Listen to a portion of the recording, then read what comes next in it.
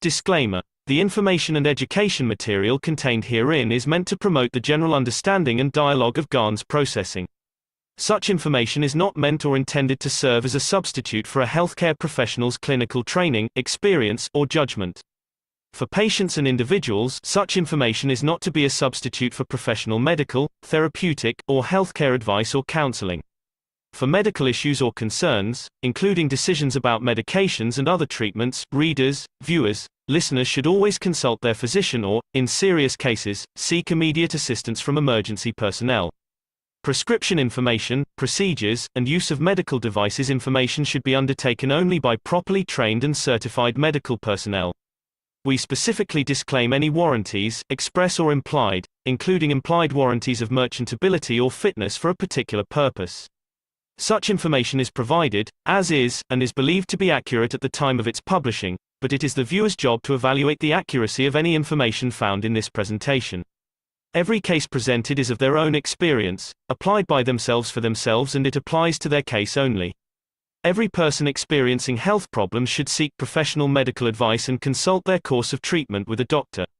The processes of plasma balancing described herein are a natural process which supports the body but does not replace medical advice or therapies one is already subject to.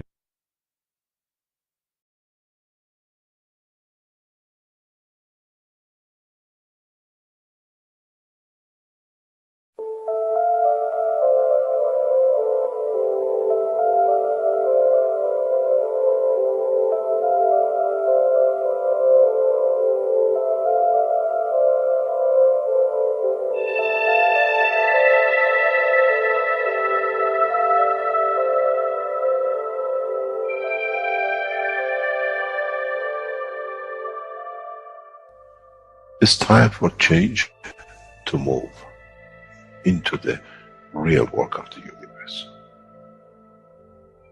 And it's time to understand that we use the matter state to reach the level of understanding of the soul of the man.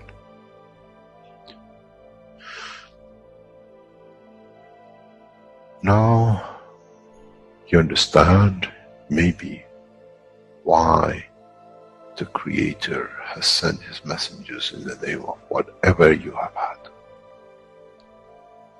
Is that they bring the ears, that it can be used when the time of the Messiah comes. They can teach the soul and the message, not to oppose, but by them understanding through those who have become messiahs to give from their souls to these to elevate, the job is made easy. The school is there and the students are devotedly there. Then there won't be any fight between what they call the Muslims and the Christians. The lamb and the lion will eat and sleep in the same nest. The Christians and the Muslims will sleep and pray in the mosque and in the same church in the name of their souls, not in the name of religion that is used to create so much conflict for the benefit of those who were the hyperactive children. The time has come, the time of change is here. And as I said, my wish is my command. If it's your wish to see peace, the path of peace is laid very clearly. It's the soul of the collective awareness. By giving will create that position of change. No other thing. There is no pen in the soul of the man. And I'm sure once you go into the universal community, you will never see anything written but the balance of the fields of the soul of the existence. Try to be humble enough not to become arrogant in the power that you have understood and you possess. Otherwise, you'll fall in the same path of the church and the mosque.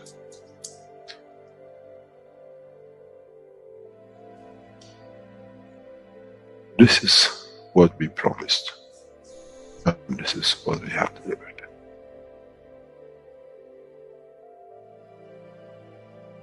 We have to understand the operation of the soul, and we have to understand the soul of the man is a star in the cosmos of the universe. If we compare the soul of the man and many of us, 7 billion in one collection, Earth is like a galaxy with so many stars. When we look in the depth of the universe, we see galaxies with hundreds of millions of stars in it. So is the planet Earth. It carries 7 billion beautiful stars, which are the soul of the man. Carries with it soul of so many trillions of animals, plants, and everything else. So if you look, when someone who does not see the physicality of the earth and its content, what do they see? They see a galaxy with so many beautiful lights shining, each one according to their strength, each one according to their position.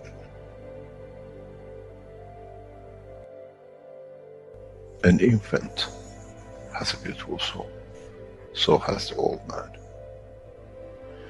To those who do not see the physical dimension of this planet, but they see the strength of the field, we are clusters of stars.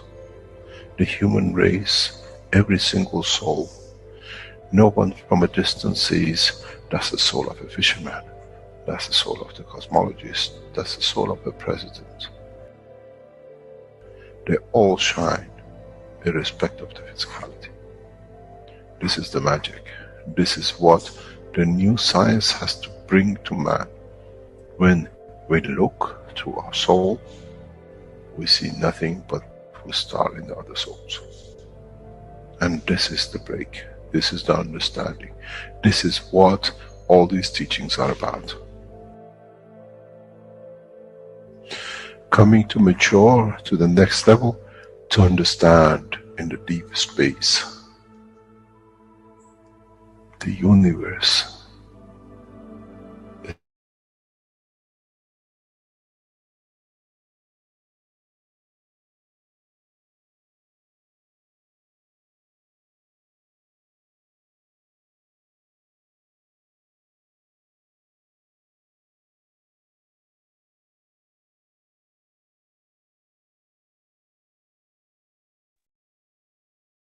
Checking for sound. Mark, can you hear me? Hello? I can hear you. Oh, thank you. Let's check in with Rick.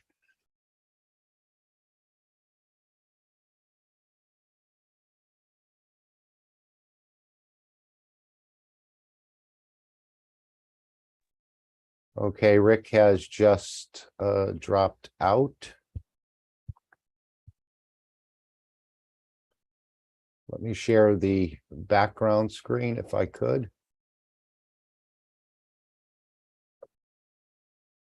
Hopefully he'll return in momentarily.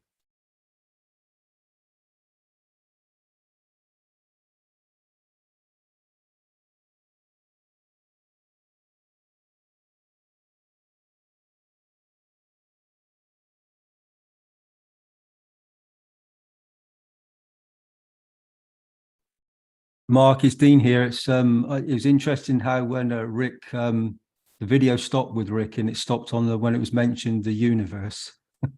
Stopped at a very precise moment. So hopefully Rick will be back soon. Do you have anything else to show at the moment, Mark, that we can put it forward? Well, I think we can, usually we start with this. Let me just. We usually start with this screen, I believe, or he does have a short video he plays in between. We have an announcement. We want to welcome everyone to the One Planet, One Nation, One Race for Justice and World Peace. Rick Crammon is your host, and we are all trying to fill his shoes together. I know Dean will add to the hosting, and I think we have Elias here as well. So as Rick said, we have plenty of backup hosts. It is December 20th, 2022. And we just want to welcome you all to the One Planet, One Nation, One Race for Justice and World Peace. This is normally the first slide, and Dean, would you like to read it? Yeah, sure. I go ahead, Mark. Okay, so this is the One Planet, One Nation, One Race for Justice and World Peace. Through the beauty of the soul of diversity of the languages spoken on planet Earth, all souls are as equal and all are as creators, as they are created in the image of the Creator. So each and every one of us has this creation point that emanates through our very soul, which is part of our being present in these moments. And each one of us has an understanding of this. Many of us experience this in many moments throughout our existence as a human being. We have this, some say it's a voice, some have a just a knowing within inside themselves that they are part of something much much more than just this belief that we have of our surroundings, our environment sometimes. And we've come to understand through the One Planet, One Nation, One Race, through these experiences and these teachings being brought forward, that we are indeed part of a much bigger picture. Because in the soul of the man lies the Creator, and we're part of it. It's all around us, it's within us, outside of us, and in every aspect of our lives. So when we take our physical body and we interact with our thoughts, intentions, by speaking, listening, communicating, through our actions, with our thoughts and our words. And so we come to understand that our thoughts initiate the words. The words formulate into a sentence that we then use to communicate. The thought has a field strength that shines forth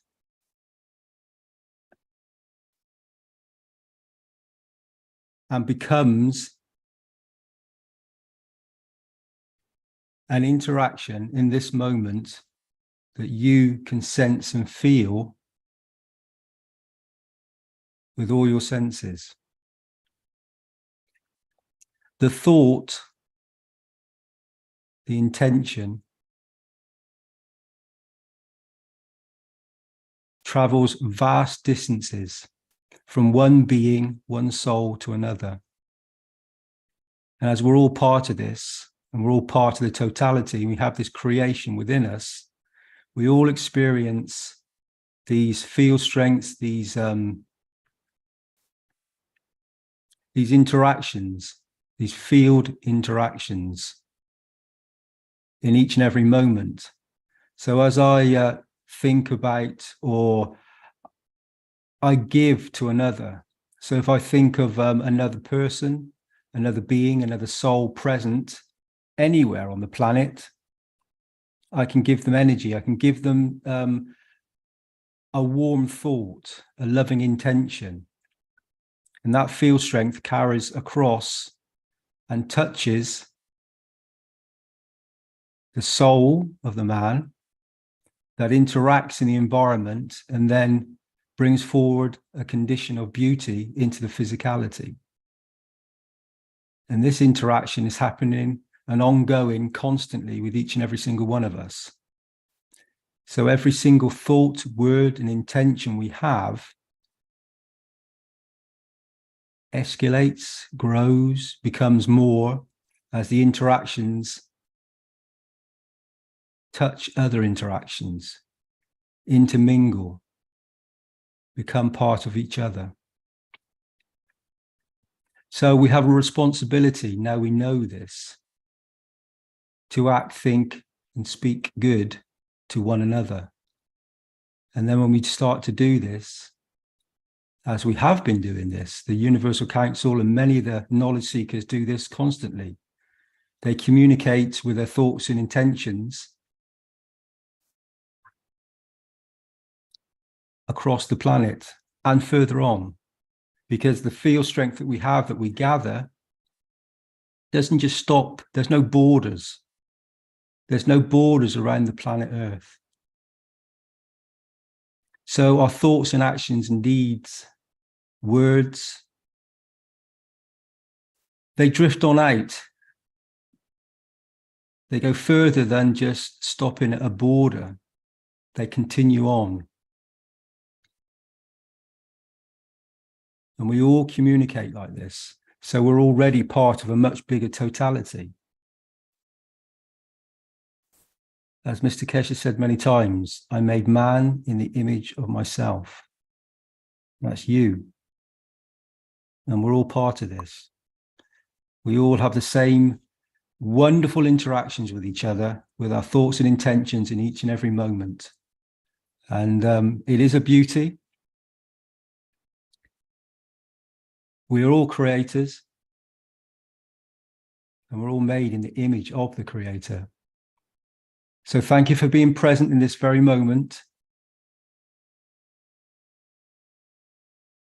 And it's always a wonderful opportunity to come forward, to speak to others with an ethos that gives an understanding in this moment for each and every single one of us to be an inspiration for each other, to be inspiring, to give and to love, and to bring forward a wonderful reality that is present within inside our thoughts and intentions, that transpires and becomes everything that we would need it to be to fulfill our wonderful creation in this precise moment. So thank you all for being present. It's an honor to be present with you. Thank you, Mark. Thank you, Dean. And if this was a couple months down the road, I think we'll be able to send Rick an energy package. No more generators. He'll have the energy he needs to power up whatever he needs, as we know what's coming with this coverage in so many ways. I think I'll go to the next slide if I can.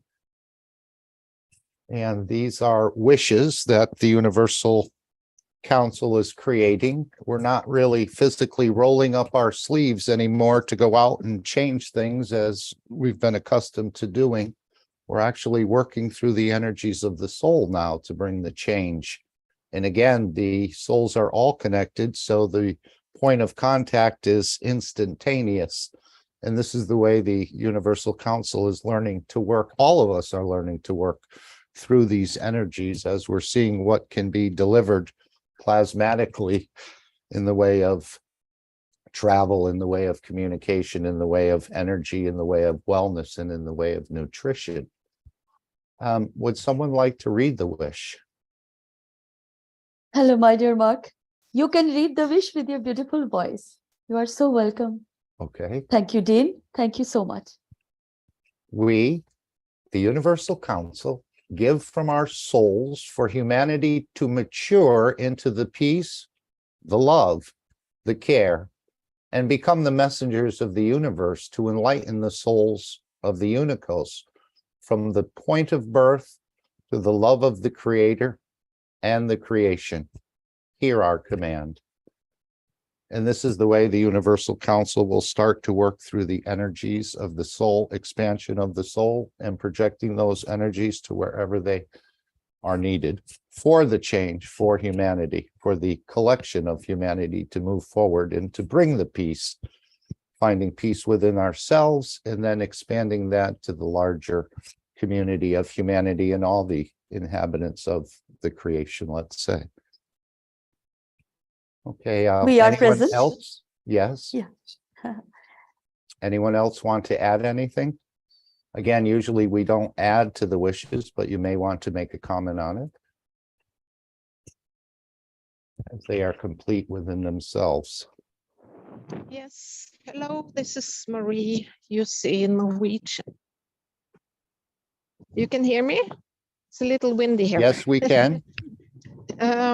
So this wish is inspired by the very beautiful teaching 462nd, which I recommend everyone to listen to many, many times, where Mr. Keshe is explaining the whole creation and points out that humanity is the messengers, or we will become the messengers of the universe to bring this message of creation and the creator out to every soul. And he also says something very beautiful, that this about love, because okay, love is unconditional giving. We all know that as knowledge seekers. But there is a special field strength and a special way of loving, I think. This is my interpretation of it. How we love on planet Earth. So we have something that we need to share with the others and teach them this loving, caring, and the peace. Maybe we don't have the peace yet, but it will come. So that's what we're striving for, to become peaceful within and be peaceful with every soul in the environment. So I just wanted to say that where this is inspired from, and that it's for everyone to listen to the 462nd Knowledge Seekers Workshop and the teaching of Mr. Keshe there. Thank you. Yes, isn't it interesting that man has been considered by the universal community as insignificant dust, as we're just in this corner of the small speck of dust in the corner of the universe. But now Mr. Keshe says man is going to become a very significant dust. As you said, Marie, this knowledge is going to be dispersed across the universe from this planet. The knowledge that the Keshe Foundation is teaching to the creation. And it's not only for man, it's for all souls across the universe. So man is going to play a very significant role in the upcoming period, I believe. And to everyone, that humanity is not only the humans, it's every soul on planet Earth. So it's also the animals. So when this elevation with the cosmic rays comes, and they are probably ongoing all the time, then everyone is elevated. The fishes in the oceans, the animals in the wilderness, the stones, they also have souls, and they are connected to the earth. So we will all be elevated. So it will be, I don't have a word for it, but it will be beautiful. Yes, instead of killing and eating each other, we're going to be elevating the rest of the creation in so many ways.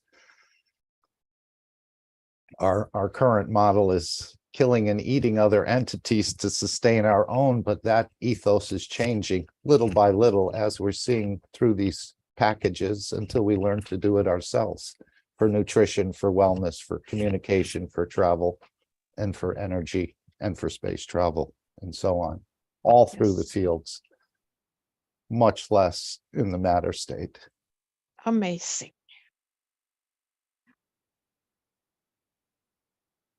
Shweta, you usually say when Thank you, you're ready Martin, to really. go to the next slide.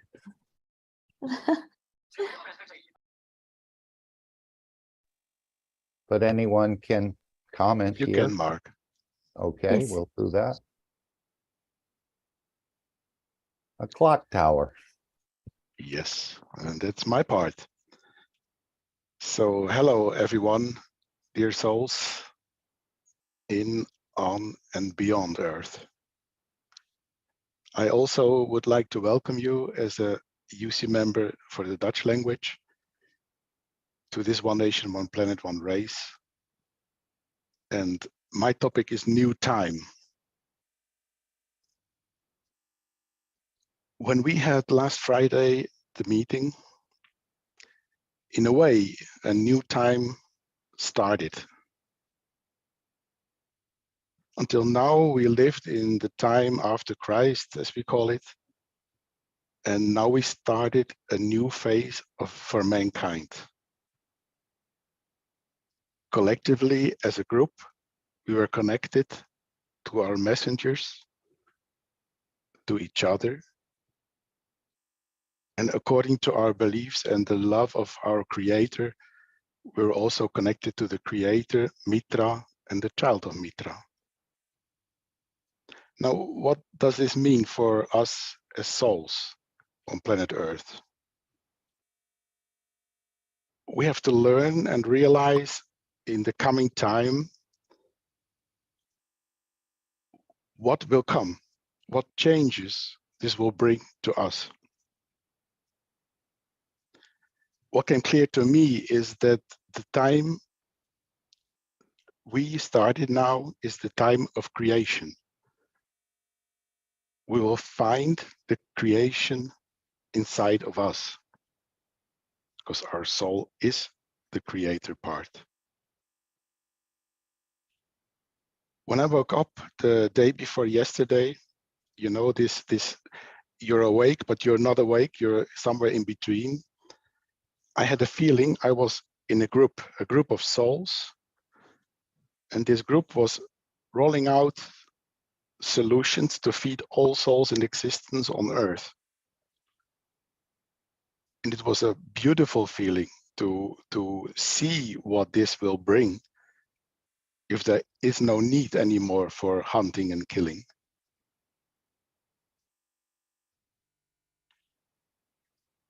Mr. Keshe is taking us as a total to this new level of understanding. And if we go and think 2-3 steps ahead, we realize what this will bring to humanity. We as souls, we become 100% free. Free to choose, free to be wherever we want, and free to serve. Now, the question is, what are you, what are we going to do with this freedom? Later on, we will share about the commandments, why they were given and why they are so important for us to understand. Mr. Keshe is taking us to these new dimensions as a teacher. He shows us how to drive the car in the right way. He's still sitting beside us because we still do not have a fully control on this new vehicle. But soon, my dear souls, we will know how to handle the traffic, the rules, and the destinations we're driving to. So last Friday was a taste of what is to come in the very near future. And I ask you all kindly to stay open for what is here now. The changes we as souls and souls of physicality and physicality, we have to go through to expand and to elevate. So let's enjoy the ride and the reunion with our cosmic family. I'm here to serve.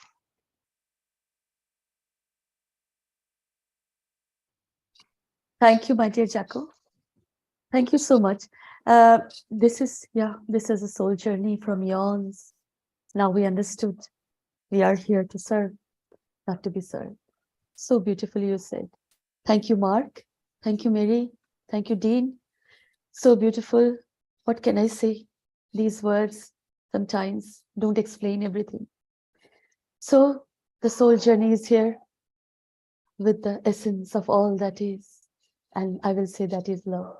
The experience of love we have all the way. To give, and to give.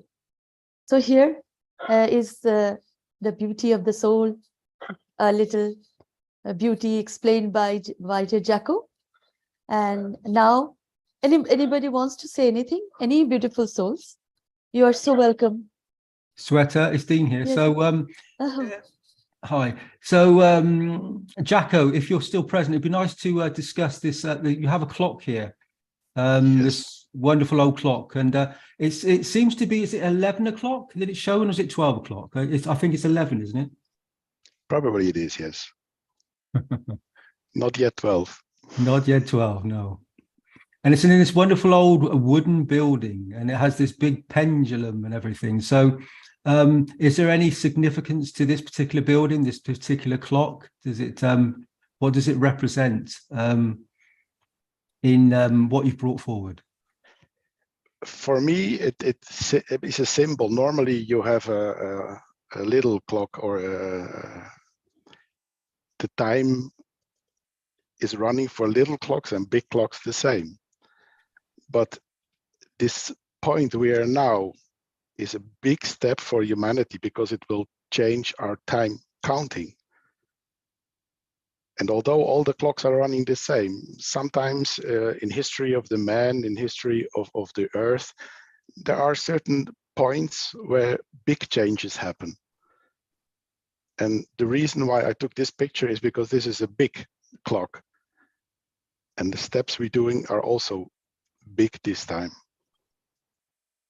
The building itself, it looks like the Black Forest. They have a lot of clocks there. Is their speciality. And for us, I think it is the important thing that we understand what is going on. In the first slide we saw, there was the diversity.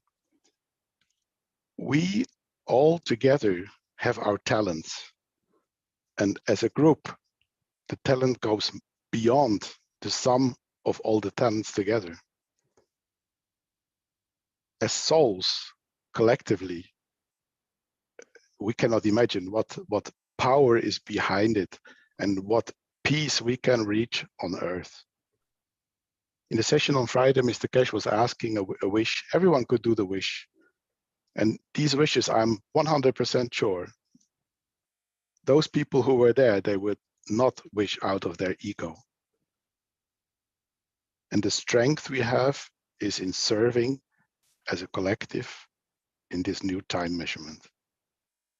So that was the thought behind the picture. Thank you, Jacko. I think I was present, and I know many of you were present in these experiences on the 16th. And I know the souls that were present. And Mr. Keshe has said that there were some very influential souls present. The soul of the Creator, soul of Mithra. There were many present in this moment, and the souls that represented it or came forward, became part and joined, were granted a wish. Each was granted a wish, and Mr. Keshe said that this wish will be granted. So with the souls that were present, you can imagine, you can understand the thoughts and intentions that went forward amongst everybody, amongst all the souls present on the planet and beyond. And there are countless numbers. And this wish for each soul that was present within this session was granted. that is a very big shift of consciousness for humanity in these present moments, in this moment. And if those wishes, if that wish has been granted, I know my wish, and this wish is taking place. It is present now. I've noticed a shift within the structure of some of the interactions I've seen going around the planet in these moments. I've come to understand the power, and it's not, that's the wrong word, the beauty of the souls that were present in bringing forward unconditional clarity and beauty to each and every single soul that has a physicality and is present here on this wonderful planet that we call planet Earth. So it's a giant leap forward for each and every one of us. And this field strength has been brought forward for each of us to expand upon and to be part of. So you can tap into it yourself, each and every one of you. So the thoughts and intentions, the wishes of many beings, many souls that have come forward, both from the universal community and souls present here on the planet, to bring about this shift of this loving condition for each and every one of us, so that we all receive the energies and the beauty that is part of the creation, the creator. And it's brought forward in this very moment. And many of us, I can speak for myself here, but I'm sure many of us did experience something that touched the core aspect of our soul, enlightened us, elevated us, gave us a position to bring forward these wonderful wishes. I don't know the wishes, intentions of many of the souls that were made. However, as Jacko pointed out, the beautiful souls that were present, their intentions, their ethos is to serve and to give. And that is a prerequisite of joining the universal community. That is a condition that when we as humanity and we as souls of the Unicos bring this forward, understand the enormity of the ability of the soul. When we understand our true essence, what we really are capable of in this precise moment, and this has been gifted. As Mr. Keshe would say, you never turn down a gift. And this is a gift to humanity in these precise moments. And it may take a little while to filter through into the matter state. So this is given as a thought and intention, like from radiating out from a core, like a sun.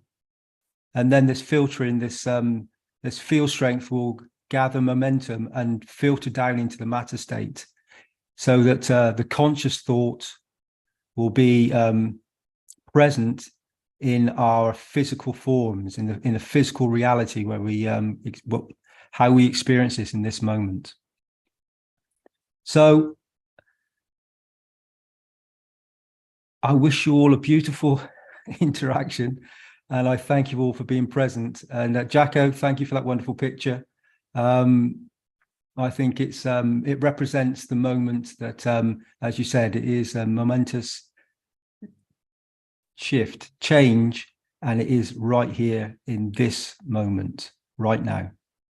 We welcome all of you to be present with us and present with yourself, sharing and giving. And thank you for each and every beautiful soul that was present in this particular session and is present in this precise moment.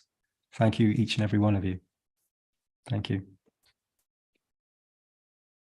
Thank you, my dear Dean. Thank you so much beauty you expressed. And this is true. Our soul journey has started.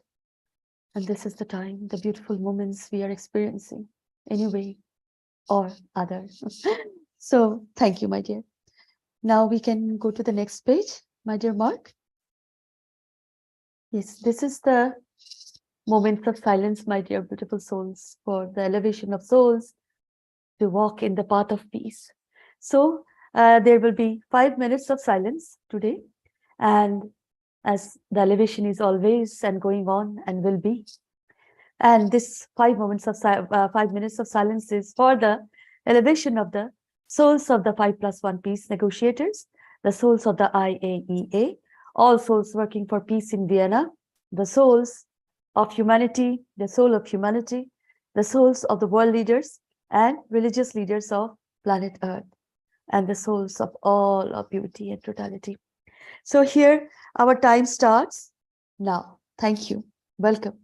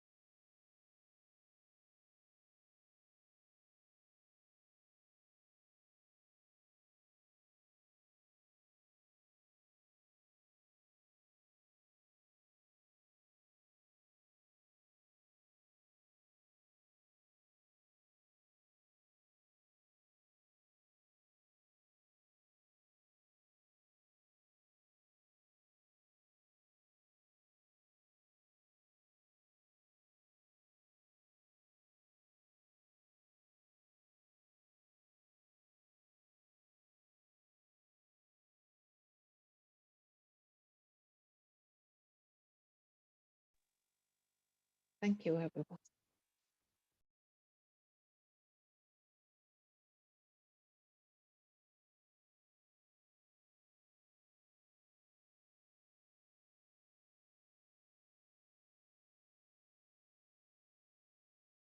Thank you.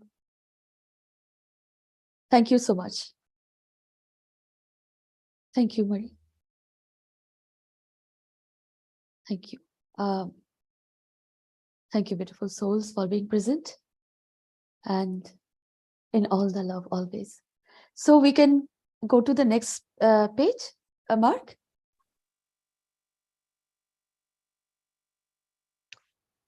Yes, and that is where we come to the commandments. As we see a way to reach the level of soul in the dimension of physicality. And in this sentence, in fact, everything is said. What can we do to reach the level of soul in the dimension of physicality? There's a wish that we can go through these commandments. We will do it one in a week. I hope that we can make a sharing. It should not be a one-way conversation. We can start. I prepared something, but I would really invite you to share what your feeling is. And we did it in the German group, and it was very, very wonderful to have all the parts, because this is not one soul or one part. This is the diversity of us learning how to behave and how to be in the right conditions to be ready for our soul dimension. So next slide, please.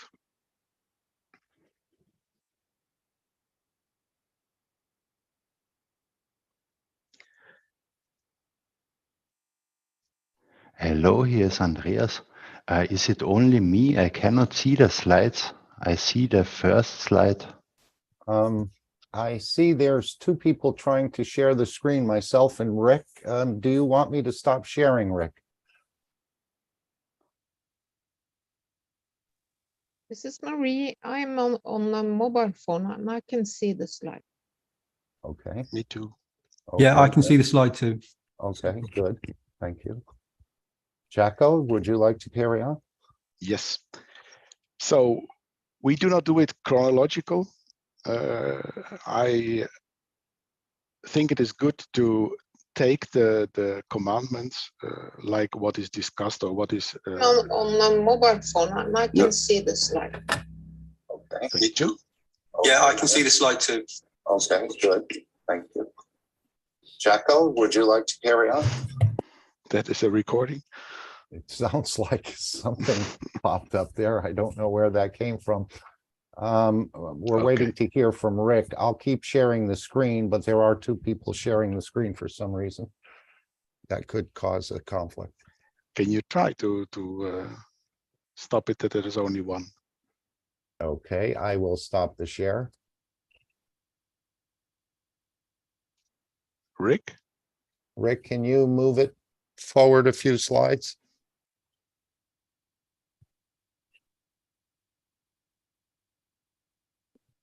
He may be tending his generator. Shall I go? There's only one. I'll stop the sharing. Okay, I will stop the share. For some reason, okay, I'm going to share the screen. Forward a few slides. No, you should carry on the sharing. I can't share right now.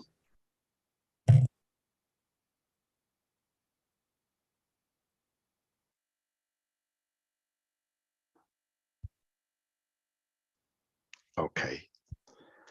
So this is number 15. And the commandment says, thou shall be equal to others and do not consider thyself higher or lower than them.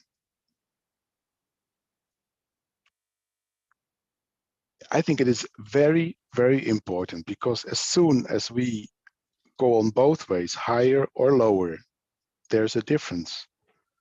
And if we know where our soul comes from, from this single cosmic ray, then it absolutely makes no sense.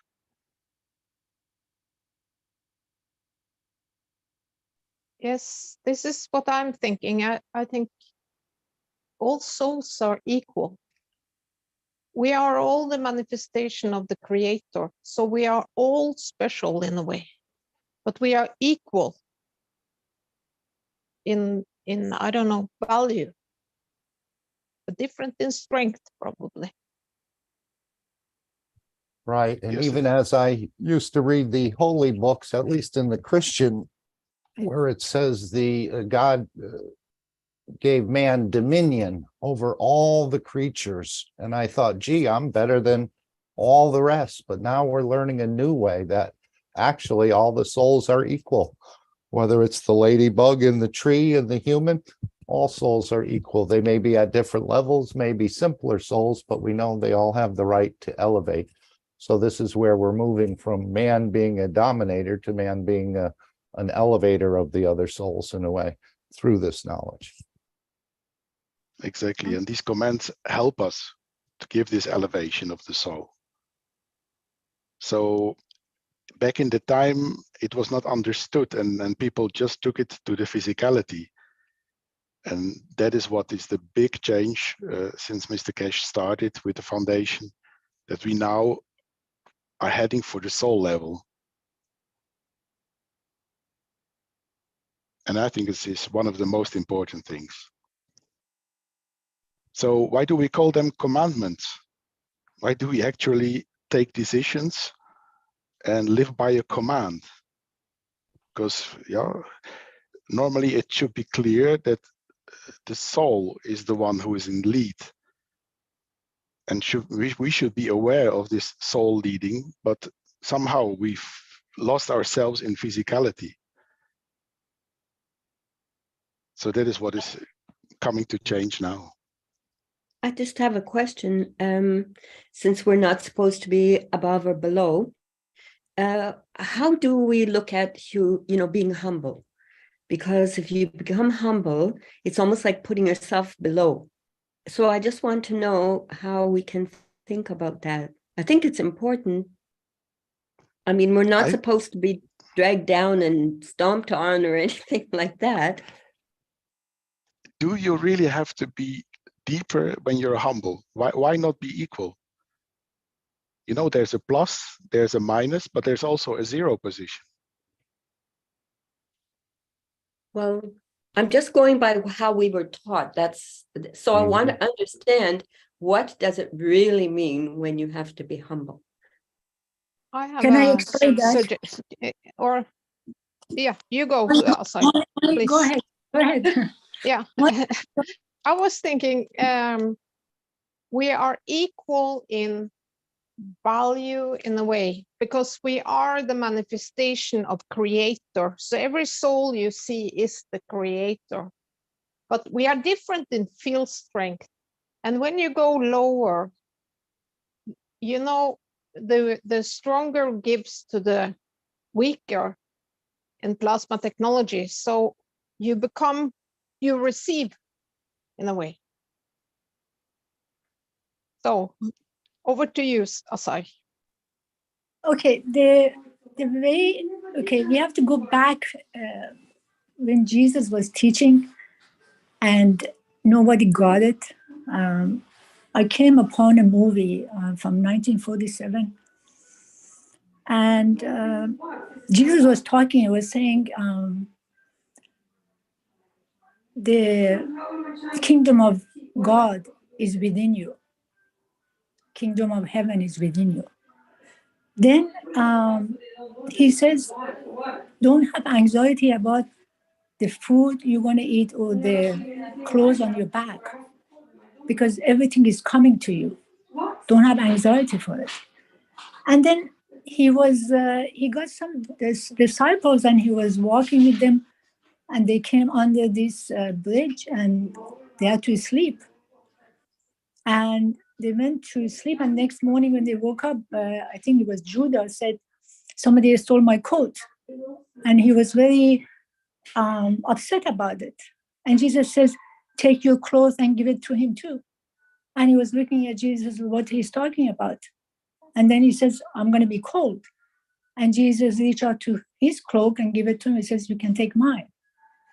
But he didn't take it. But then when I listened to him, and I was thinking, my God, he said everything that we have, I don't know how many years ago, and why the priest, the church, all these things was created, or the kingdom, they didn't come and show people what he means. Even the people then, they didn't understand why we don't get it. You know, the thing is, we don't get life itself because we're still circulating all the things we created as words, you know, I'm lower, high is the humble, to be upper. We're trying to structure it. But it's not a structure. When you are present, if I'm present now, it's very hard to do, but we have to drop it in once, because if I'm present right now, I'm here. I'm talking to you guys. I'm just be with you. I don't have to think about, okay, am I in a lower or upper or this? I'm just talking. So the next thing it comes, I finish talking and I go want to eat, then I eat. But while I'm eating, I'm not thinking about if 2 hours from now, if this person comes, I'm going to talk to him or this and that. Because when we are present, life itself, which is the kingdom of the God, it shows itself to us. But when we constantly doing things now about the past or future, and we actually, I think all of us live constantly in the past and future, but we also have expectation of people, but there shouldn't be any expectation, none. When we let go of all these that we created in our mind with words, because man plays with words, and we play with words, and the mind plays with words, but the words is all false. There is no belief system in kingdom of God. That's why there are so many of us in so many different ways exist. When you look at look at somebody, look at their face, look at their body, look at the physicality, look at the totality of them. What do we see? What do we see? We see someone different from us. But why do we, I'm not talking about even anybody else, even myself, why do we come to say something about them? If, for example, I can tell you many times that I text somebody or I call somebody, they don't respond for like maybe a day or two, and I have all these things in my mind created about the person. But the next thing you know, his cell phone was stolen. And I already had made a story about who this person is, this and that, go back to history, and I created a whole bunch of story in my head and wasted my time and energy on totality of absolutely was all bizarre. While I could spend that time just be and do something. Whatever it is we want to do, we just do it. But playing with words is the worst thing we can do, because we don't allow the kingdom of God show itself to us. Kingdom of God is be present and just do things that you like to do. And I'm confused. This is not because I stopped doing that. I've seen so many people, so many of us. We look at YouTube's, what was this person doing, what's going on in other countries, and what is happening here. And we listen to all these things, what's going to happen in the future. They're going to, Bill Gates is going to do that. And all these things, the same cycle, vicious cycle we're going to drop into. But all we need to do, all of us, just be present. You don't have to think about, am I humble now? Am I not humble now? Just be present and it would flow with you. I mean, it just takes time. It's not getting rid of the attachment is not easy. I know for myself, I go through so much emotional turmoil inside, but every step we go to, when you're present, this emotion comes and it just happens, and I just look at it. But then I think all these stuff take us to the next step, bring us to higher elevation and higher elevation, we can understand it. It's just life itself is so beautiful inside. When that kingdom of God take a peek and comes, the reality of desires and the reality of hunger and energy, all these things, it just like a sugar in a water, it melts. Like suddenly you have no desires. You have nothing, that you don't even ask for anything. You're just simply alive. And that life itself is not pleasure, is not happiness, it's something above all of it. There's no, you cannot name it. There's no word for it. And then if I want to describe it, it doesn't even, you cannot even describe it, but all of us, we're going through the same thing. But if you want to define it, to me, there's no definition for it. You just have to be it, because it's the first time we're going to experience what Jesus experienced then. When he said to the cripple told him, he says, I'm crippled. And he says, rise and walk. He says, are you mocking me? He says, no. Yeah, you should have called me though. You have faith that you can walk, raise and walk. And he got up and he walked. Yeah. We're getting to that point of becoming Jesus, the way Jesus was, that we didn't get it that so many years ago. Now we're getting it by just be the life, be just like Jesus. We can make, when we get to that point of touching the kingdom of God inside of us, we can make that arise to like Lazarus. When Lazarus, he brought Lazarus from death to life, because we are the same. Now we're getting it. And step by step, each of us like taking baby step, and each of us in our own way, but none of us is the same. None of us has to be the same, because that's the beauty of the world. That's the whole beauty of the world. We are not the same. But they have to understand it. Don't copy each other. None of that. And then that's it. That's it. Just be. Thank you, Azar. Often we put the responsibility, our responsibility, to someone else. Sometimes it's a priest or a rabbi or an imam or whoever. But does that make our lives easier? I think it doesn't. Because deep in our soul, we know what is the truth, what is the right way. And as souls, we have to elevate ourselves to connect and to become together as a group, as one. So that the understanding may be different, but the solution, in my eyes, is for all the same, because we are all equal. And you know, it's written, Mr. Keshe told, that our soul is the mirror image of the soul of the Creator. Now you put the second mirror and you have numbers of images. And I imagine this like what happened, that we are all in the same image, from the same ray, from the same soul. So what we learn, as Mr. Keshe wrote, we should not become arrogant, as you are equal. There should be no arrogance. Because if we do, in fact, we damage ourselves. And I think this understanding is the point where we learn to become ready to connect to our universal community and our universal friends.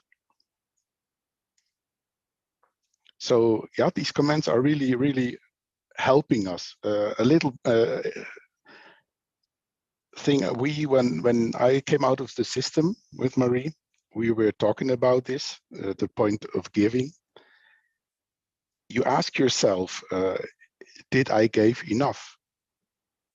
Did, you know, the ego somewhere always tries to catch you up and to wish or to do something for yourself, and it is not right. And when we were in there together, it was such a beautiful balance, and we both gave what we can.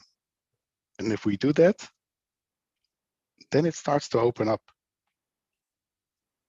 On the other hand, if we take on this level, I'm talking about the soul level now, to give to others, then there's nothing wrong with taking. But do we take it for ourselves, or do we take it to give to the others? I think is a big difference. Jacko, Jacko, I have a question for you, because you see, have you encountered someone be arrogant? And you say this person is arrogant? It's not to me to judge. No. Okay, so you never seen anybody arrogant? Well, if you look around, some people think they are more than others, and I count that as arrogant. Okay, I think that we have to come back to the same thing, because what is that perception you have, that you think some people put themselves above others? Where that perception is coming from? How do you know it's correct?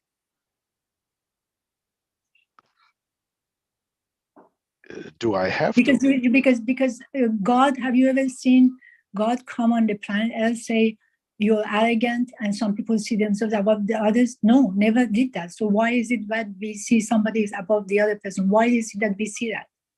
Does it exist?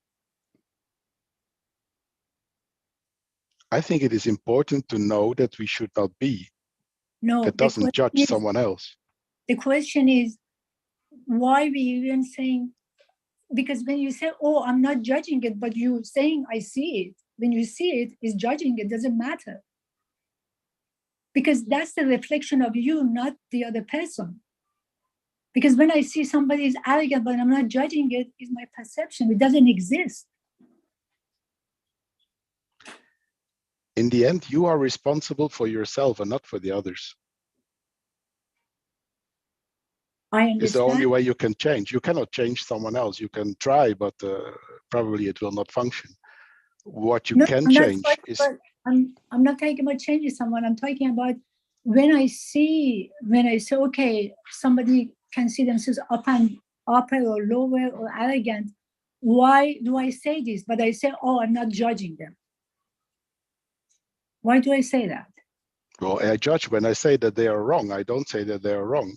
If I have an opinion about what I notice, then I don't see that as a judgment. But you say they exist. You said in between us, there are people who see themselves above others, so they exist. Well, do you say that they don't exist? To me, it doesn't exist, no. Then you already reached the equal to the others. That is wonderful. Because to me, it's our perception. Because to me, if I see something wrong with somebody, I say to myself, there's a reflection there's something in me that needs to see that. So something in me holding to something that created that. So I just pinpoint to the something that was in me, and in time, when that goes away, which was inside of me, then I don't see anymore like that, because I don't see any wrongness. Because there is no such a thing as wrongness. It's like a candle in the sun. In the darkness, you see the candle, but in the sun, you don't see it. It's the same. It's just a perspective that's different. So it's yin and yang. It is there always. There will be no way to learn if everything would be perfect. But is the goal where we go to? And I think these commandments help us to understand how we should see and how we should behave to come further on. The cosmetologist talking, what did he found out, or she? I'm not sure. Andreas? Yes, hello. Hi. I wanted to add, I understand Asa and I understand you also totally. What I experienced in the sessions with Mr. Keshe in Linz or with the mobile systems, that this judging what Azar is speaking about, or that there is not a question about judging. It's so beautiful and overwhelming that there is no judging anymore. That you don't think about judging anymore. You don't think about others, how they are. You just give unconditional. And that's the step where we are all going to. But on the other side, it's important what you said too, Jaco, for all of us, that we are just aware and we put our attentions to the commandments because we are still not fully on soul level. And this, again and again, looking at the commandments helps us to get closer and closer till all these blockages, I would say, like judging, is not present anymore. And it feels like that every day or every new experience where we go through, this gets loose on weight more and more. We get detached more and more. Thank you. Andreas, thank you. It's Dean here. Jacko, it's okay. It's okay. Universe Council, if I read this, because I think we did this in the German. We read through it, and sometimes it sort of expands on itself. So if it's okay, I'm going to read this. Yes, so it's okay. Number 15. So that's significant. So the commandments that were given it was 10. We're now at number 15. So number 15. Thou shalt be equal to others, and do not consider thyself higher or lower than them. So that's the title. Then we've got MK. We've got, and the other one to him was, thou shalt be equal to others, and do not consider thyself higher or lower than them. Which means, when you are equal, there was no leader. There was no kingship. And he could not do, because he now found the power, that he could do what he wanted to do. So, if he would have listened, we'd have seen there will have been no kingship. And we said from the beginning, as we are all equal in soul, our physicality decides the happiness, satisfaction of our soul. And there's an extract, but we'll miss that for that. Okay. Then we go to MK again. Do not become arrogant, as you are equal. As you are equal. Then there is no kingship. As men, you're all equal. You are all kings. The king of your own physicality and of your own soul, and no one else. Then you understand, when you are equal, and you are no king to no one, there is no need for armies and no need for killing.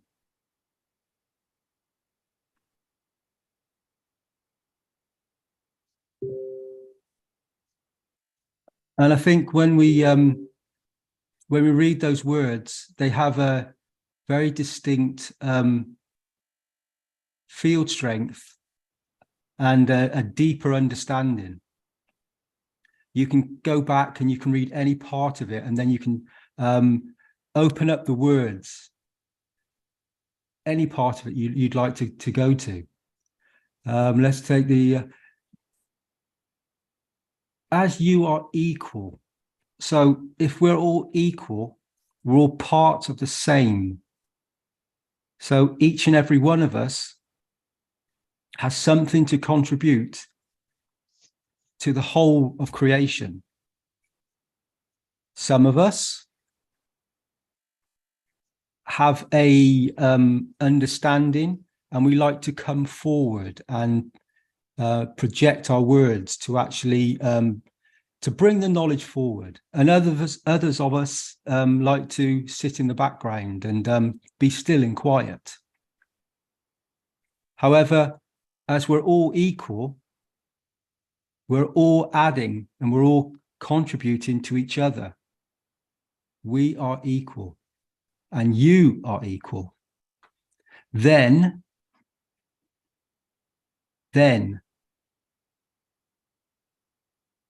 is that now or then? Then there is no kingship. As men, you're all equal. And obviously we speak about men all the time. We all know that men is a metaphor for us, humanity. In reality, women, the male, the female aspect of everything, the totality of everything is all the same. So we're all equal. There is no difference. Then you are all kings. So when one king proclaims himself a king above others, they take a position where they are responsible for all the others. When each and every single one of us are equal, we are all kings and we all look after each other. And then this king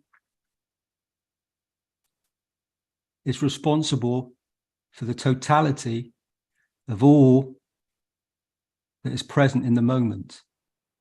And that is each and every one of us. We are all equal.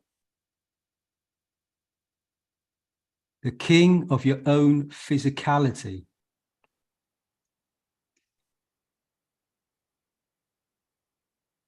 Your physicality. You're the king of your physicality. So where does your soul sit? Does it sit in judgment of your physicality? No, it doesn't. Because the soul is not arrogant, as you are all equal.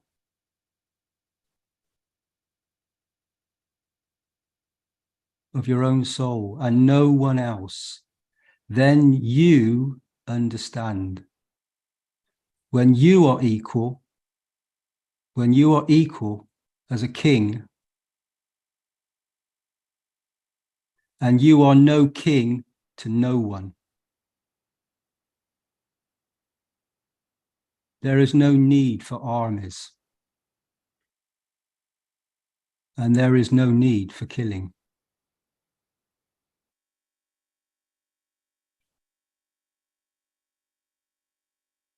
There is no need for armies.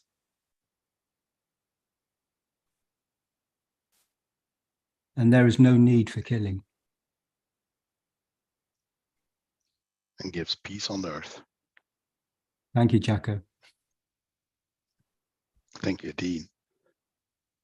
Maybe a little comment Mr. Keshe made in the private teachings. He said the commandments mainly was given to Moses to correct him, that by him correcting himself, he will find correct conduct. So this is a guideline we can use to work on our own. Anyone else? I can add this to, you see, when we say you're going to be here helping each other, this is now, but the next level when we have the kingdom of God within us is We don't need each other. Go back. We have to go back to weak magnet. If you have 10 magnets on the floor, which is us, and Mr. Keshe said one time, if one of you, only one soul can pull everybody. What does it mean? It means one of the magnet, it becomes in a way, in totality, that doesn't see we are here for each other.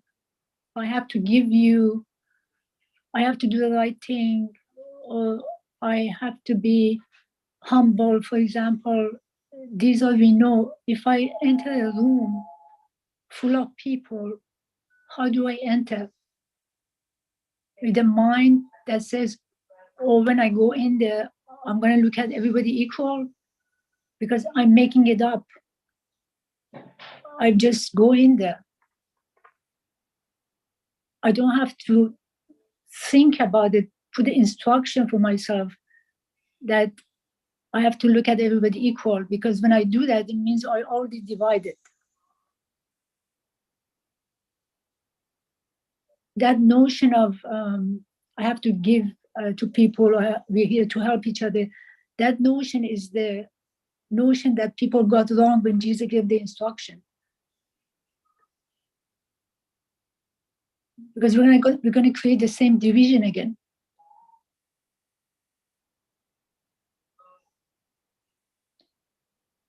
When we, in totality, don't think anymore about, am I looking at this, am I humble, or if God touched me by his mercy, or if I'm talking correctly, or if I put myself in a position of, I have to do this. There is no have anymore. It is only essence of life that you do what is necessary. And that by itself, it makes one of the magnets that is one of us in a complete, like as if God himself has come, because we are the kingdom of God. And that person, or many of us, if we change in that way, it's going to change the position, all the magnets of this planet, and everything is going to go up in one go. But as long as it's still we're trying to fit things in a duality way, and now they start to live the life, it shows up in front of us, the thing shows up and you just do it. Things shows up, you just do it. Things shows up, you just do it. And we try to work out of responsibility of this and that, then it's not going to work. I mean, this is the way I see it.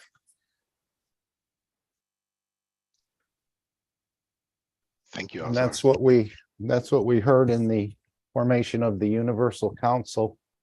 Try to be humble, not to become arrogant in the knowledge you understand and you possess. Otherwise, you'll fall in the same path as the church and the mosque. We've heard Mr. Keshe. We know he's a universal messenger. He carries the knowledge of universes, not just this universe. He carries the knowledge of universes with him. But I've heard him say on more than one occasion, when he comes into the meeting, he puts himself lower than everyone else in the meeting. And I think that's good advice for all of us to replicate. And we know the whole purpose of the creation is servitude, no matter which way you look at it. So by being humble, I think it gives you more of a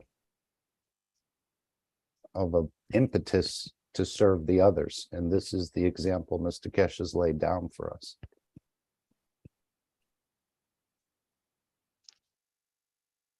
I always say learning, then comes understanding, then comes making it yourself, becoming, and then you start to live it. And I think what you say, Ashar, is all these steps. And in the end, when we are living it, we don't need anything anymore. We are the sugar in the water. So everyone has the right to do the steps, to learn, to understand, to become, and then to live it. And for me, this is the beauty of the technology, the beauty of the knowledge. Don't forget about comprehension. When you really comprehend the meaning of what you're saying or thinking, it's a big jump. It is. And before you can start living it, you have to comprehend. Yeah, exactly. You have to make it your own. You have to become, and then you can live it. And then there's no difference.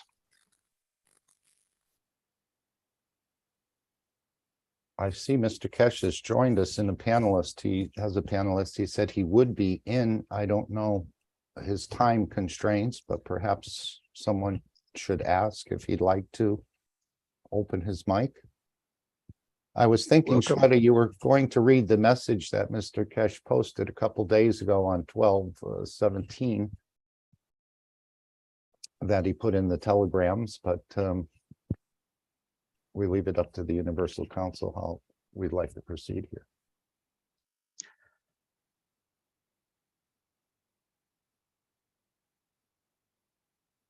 Thank you, my dear Mark. Thank you. If my Messiah Shriman M. Keshe is here, then we welcome him. Mark, can you go to the next slide? Okay.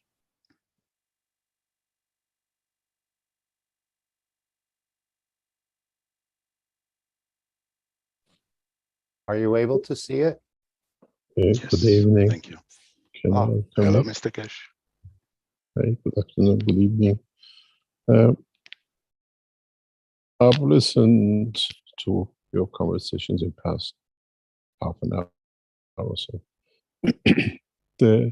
What we got to realize, and the best example of it will show on Thursday, that you're all equal. There is no difference amongst you or amongst the whole creation. We, as I said in another teaching this week, we have recorded the encounter of the soul of the man with the Creator in a physical, scientific way. And then you see even the Creator is equal to the man.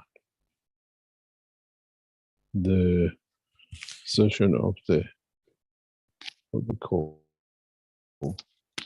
16th of December was to prove this. If I'm the image, if I made man the image of myself, then I cannot be any different or higher. And as you remember, we go through it in the Thursday session, you allowed to find yourself, and then in the process, you're allowed to encounter, to find your Creator. And we have recorded this physically, digitally. And it's shocking. And for you, it's shocking, not for me, because it's been always clear. But there is no doubt. And in the sessions of the Monday, the 5 sessions, we looked for this to be proven, and it repeats itself every time. If the Creator is equal to you, how can anybody else say something higher than somebody else? And it's so significant for man to understand this, that there is nobody higher. You can guide, you can give your experience, but doesn't mean you are higher because you experience something before somebody else, because they experience something else before you. So when you speak, all men are equal, all man, that even includes the creator amongst the men. And you will see this one on Thursday. We are putting a fully dossier scientific paper to this effect. Because now it's not a talk somebody says. Now it's in black and white. It's literally so astonishing that we'll end up with all the religions of the past. It ends up with all these kings calling themselves more, and the cleaner, and the gardener, and the president. When you're asked to meet your creator, you're all equal, even him. We don't see separation. So this is what he said, and that's what he says in it. And you'll see it. I think when last Friday's presentation, with what we did not tell anyone, but in the background, we collected data not within the center, not within the premises, outside, because we could prove it's right across the universe, right? So right across this planet. And then we'll prove a lot of things, and it brings a lot of changes if man understands, or in the future to understand how significant last Friday teaching was, what they expect. And this is why we said the 20th of January, when a man meets the soul of his creator, because you shall meet. You already have met if you were in the meeting of Friday. Let me show it to you scientifically. So no man is higher than God, not even the creator. Those who made the God, the king, and then saying themselves, we are kings because we are the arm of the creator, it's all become a fallacy. Does not exist, cannot exist. And now we ask all scientists to come and sit with us and measure it. We can, the technology, the beauty of the technology is so amazing now that we have access to a knowledge man could never have. And this is what I said, and we expect, and we have now confirmation that clergy was sitting amongst us during the teaching of Friday, because they came forward on Sunday.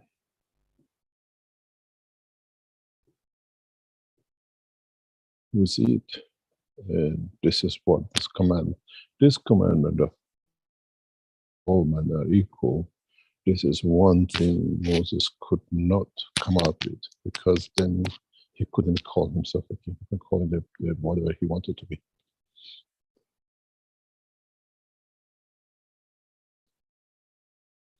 Thank you very much.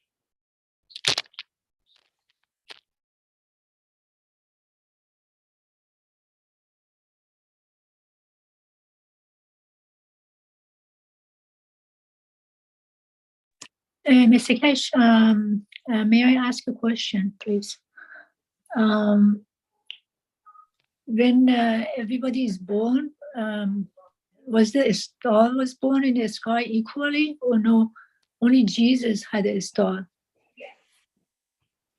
You have to understand the meaning of the star. Because 3 men from Iran on the camel. These are all made up. These are all made up? These are all made up. Because they said the star was born at the time that Jesus was born. So I thought maybe each of us has a star too. You see, you're Iranian. Go on and read how Mitra was born.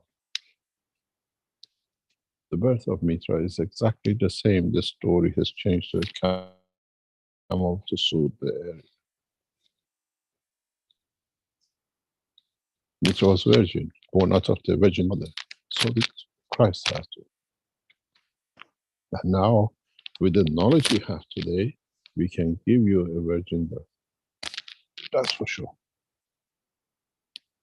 And most probably within the next few months, we will show it. Virginity doesn't come in the dimension of physicality. Virginity comes in the dimension of thoughts, understanding. And even if you look for a virgin birth, I can give it to you, no problem. Now, this is how we said the child of Mitra was born. And now we know with the essence of the field, we can implant the plasma inside the womb of a mother. And that plasma will take energy from the womb, the way the child does, and then inform itself physicality. So even a virgin birth now becomes a right of everything to be created from now on, if you decide to. It's not something we cannot do. Now it's a reality. It's, today, now I'm standing in a, what do you call it, in the center. We are here still 5 or 6 o'clock at night. We're doing tests and everything else. In the systems I have here, I can create a virgin birth. I can create birth even without the mother. Forget about virginity.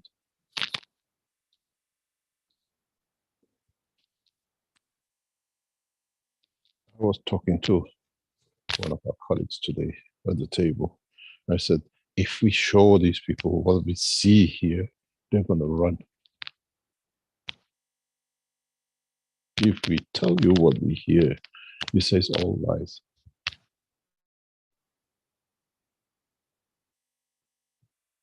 But it's the reality is there and nobody can deny it, and it's just going to take shape and effect.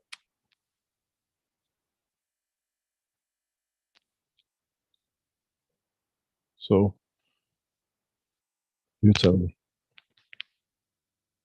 is the 3 camels with the 3 kings on it, or was the kingship in the speaking correct? The king was supposed to that, he was supposed to act correct, and he was supposed to think correct. Is that the kingdom? And that's the only thing that we carry with you inside, with your soul. So you can put on a donkey, he came on a camel, 3 spaceship brought it. You expand your imagination.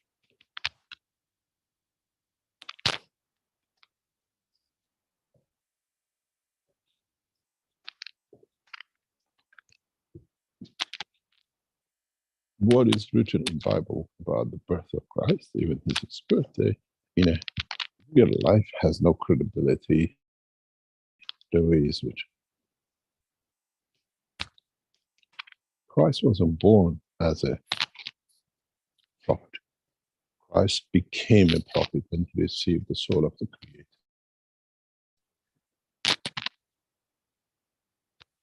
Like every other message.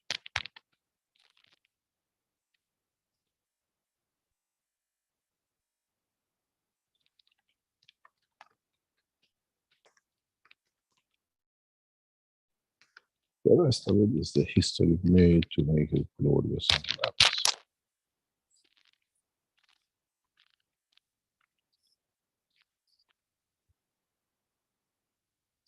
The only thing is, and I said many times, if you want to know how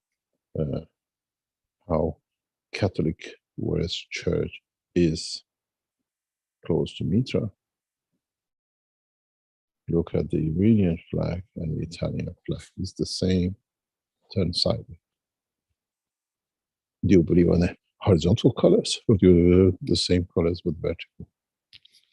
Nothing different. The Italians just turned it upside down and said, and everybody believed it because Romans could do, they were emperors, they could write everything. It's very much, I was listening to the news past few days, and they call it a genocide by the Russians bombing all the power stations, power supplies, and water supplies of Ukraine.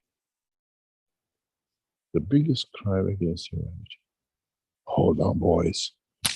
Turn the radio on, go on the internet, look at 20 years ago, 25 years ago. High-level bombing, the Americans called it. In Yugoslavia, it started first, then in Iraq, then in Libya, then in Syria. High-level bombing. What did they bomb? The power stations, the water supplies, and everything that the nation needed today. How come they don't talk about it? But when the Russians do it, there is something wrong with it. Most of you remember Yugoslavia, the way they bombed the thing up to a smithy. All the power stations, all the substations, all the water supplies, everything was bombed. The same in Iraq. Today in Baghdad, you have generators, people on the streets, cables running all over because the Americans bombed the power stations first. And now, is something wrong with it? When the Russians learn from them, do it to them. We have the same thing in religions. American talk as a glory. They freed Afghanistan, they freed Iraq, but now Russia does the same thing. They are aggression. They're all the same books, they do the same thing. Depends who's got to write the book, who's got the microphones in the news. We have the same thing in religions. Who wrote the book? Because the emperor wanted to write it the way it suited him.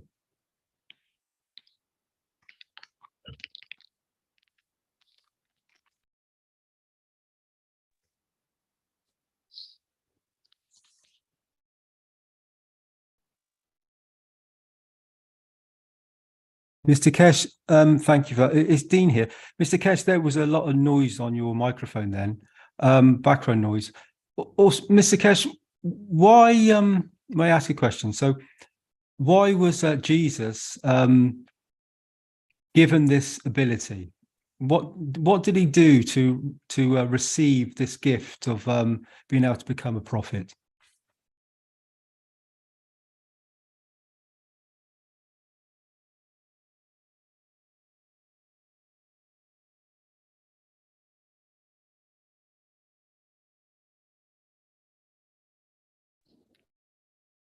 You have to give me 5 minutes because you're doing a part of the test.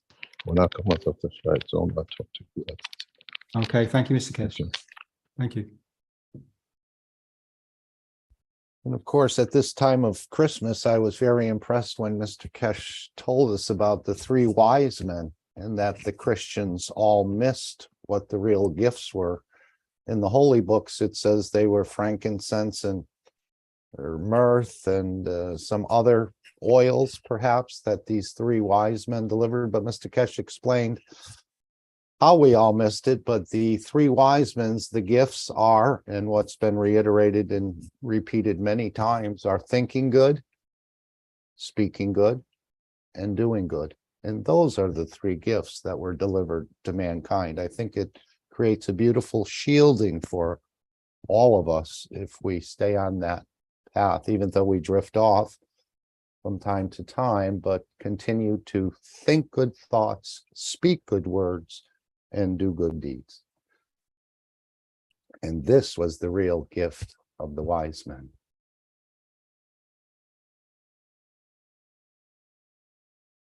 I think the other one was gold.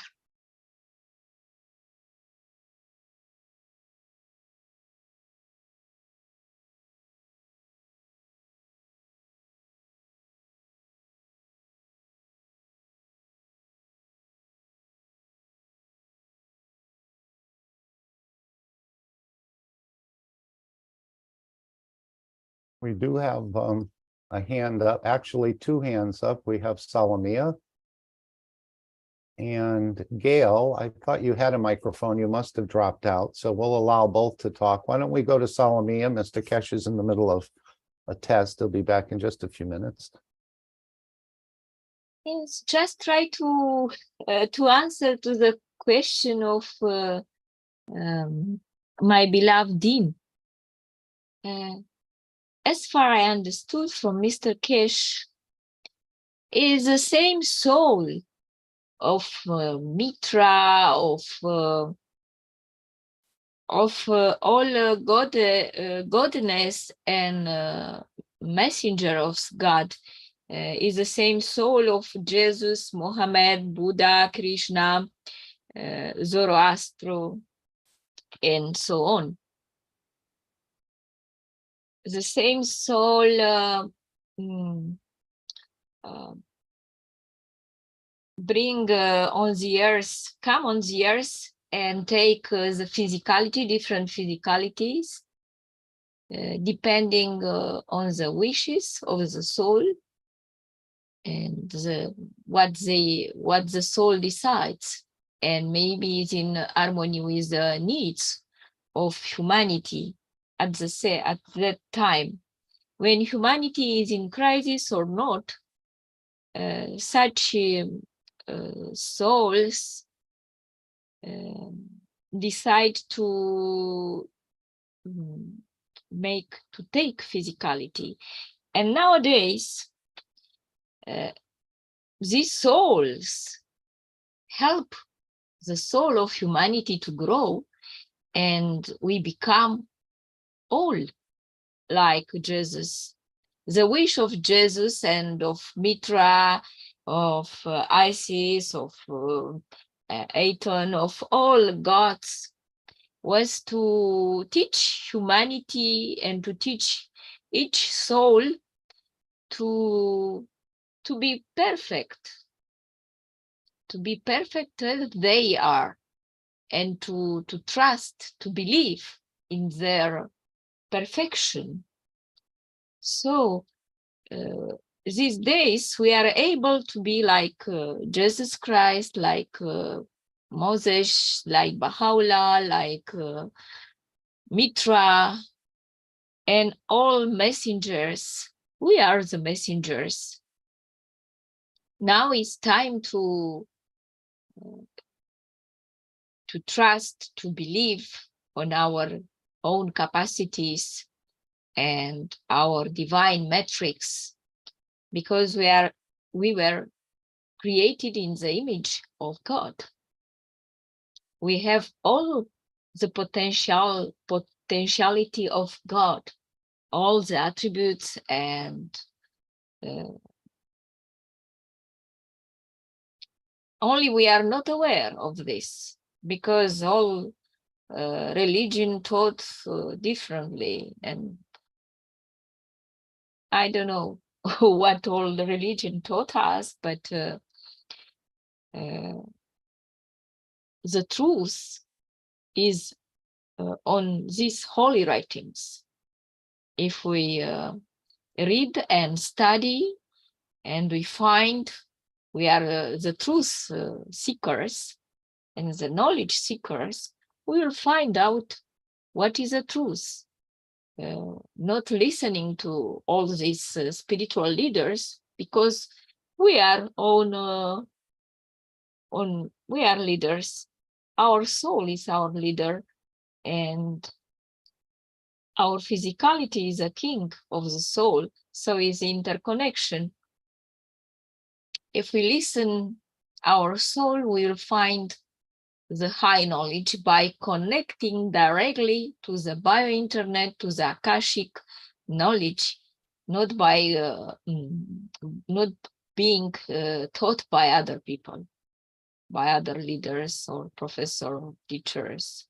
We are able to find the right knowledge and the truth in these holy books, but directly from the source.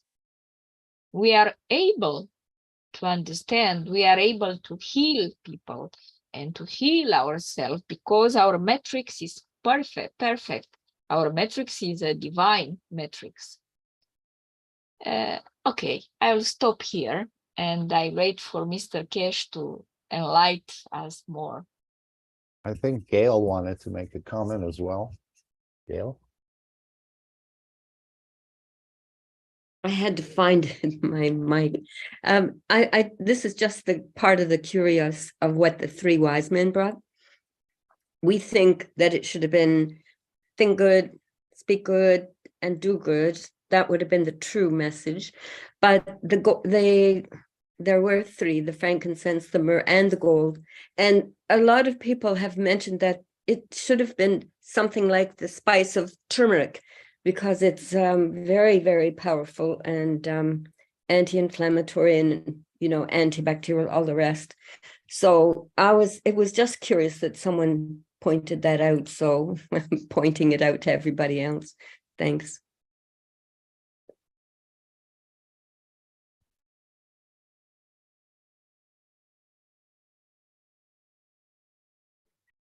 Thank you, Gail. It's Dean here. In answer, also something that Solomia said. Solomia, you said that we were not aware. We are aware. We are aware now. That was in a moment that we accepted, and now with the elevation of the souls and the souls that are present here in this moment, there is an awareness. It is present right now. So where does that leave us in our elevation if we are now aware in this moment? Yes, Dean, you are right. It's correct. I mean, everything is correct, but you are in harmony with my thought. Maybe I didn't express myself very correctly. When I say we, I mean humanity as a whole.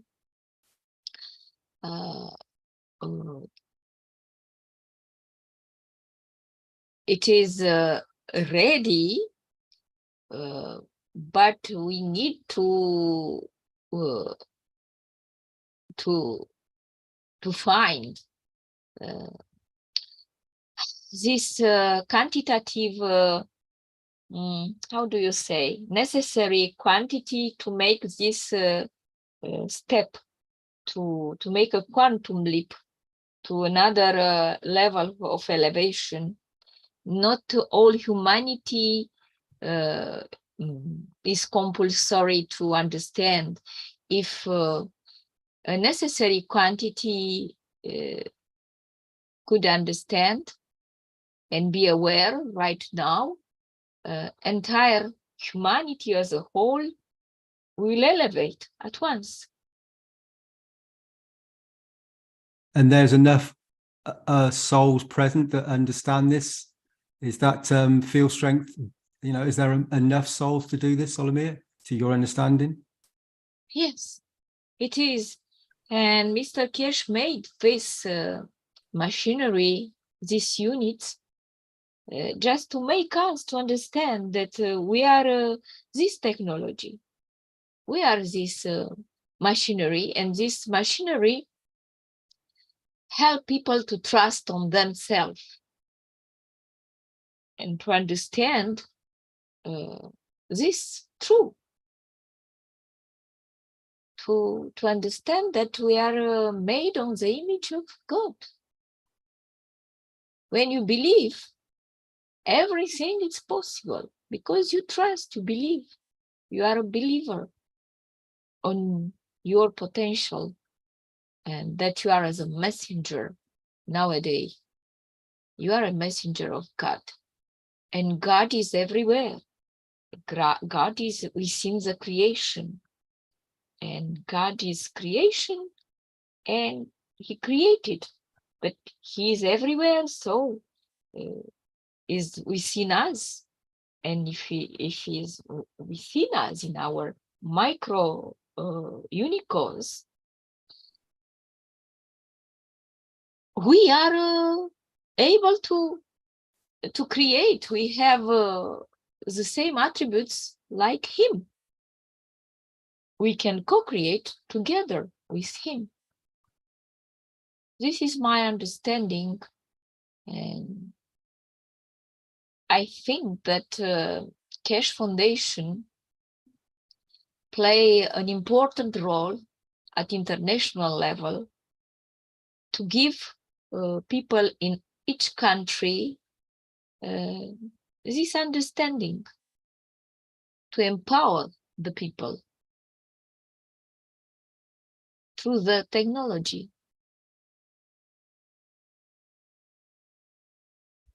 Yeah, And- thank you, Solomon. I agree with what you're saying there. I think that's that's exactly what it does. It gives the knowledge, and it gives the tangibility of something to understand what is present,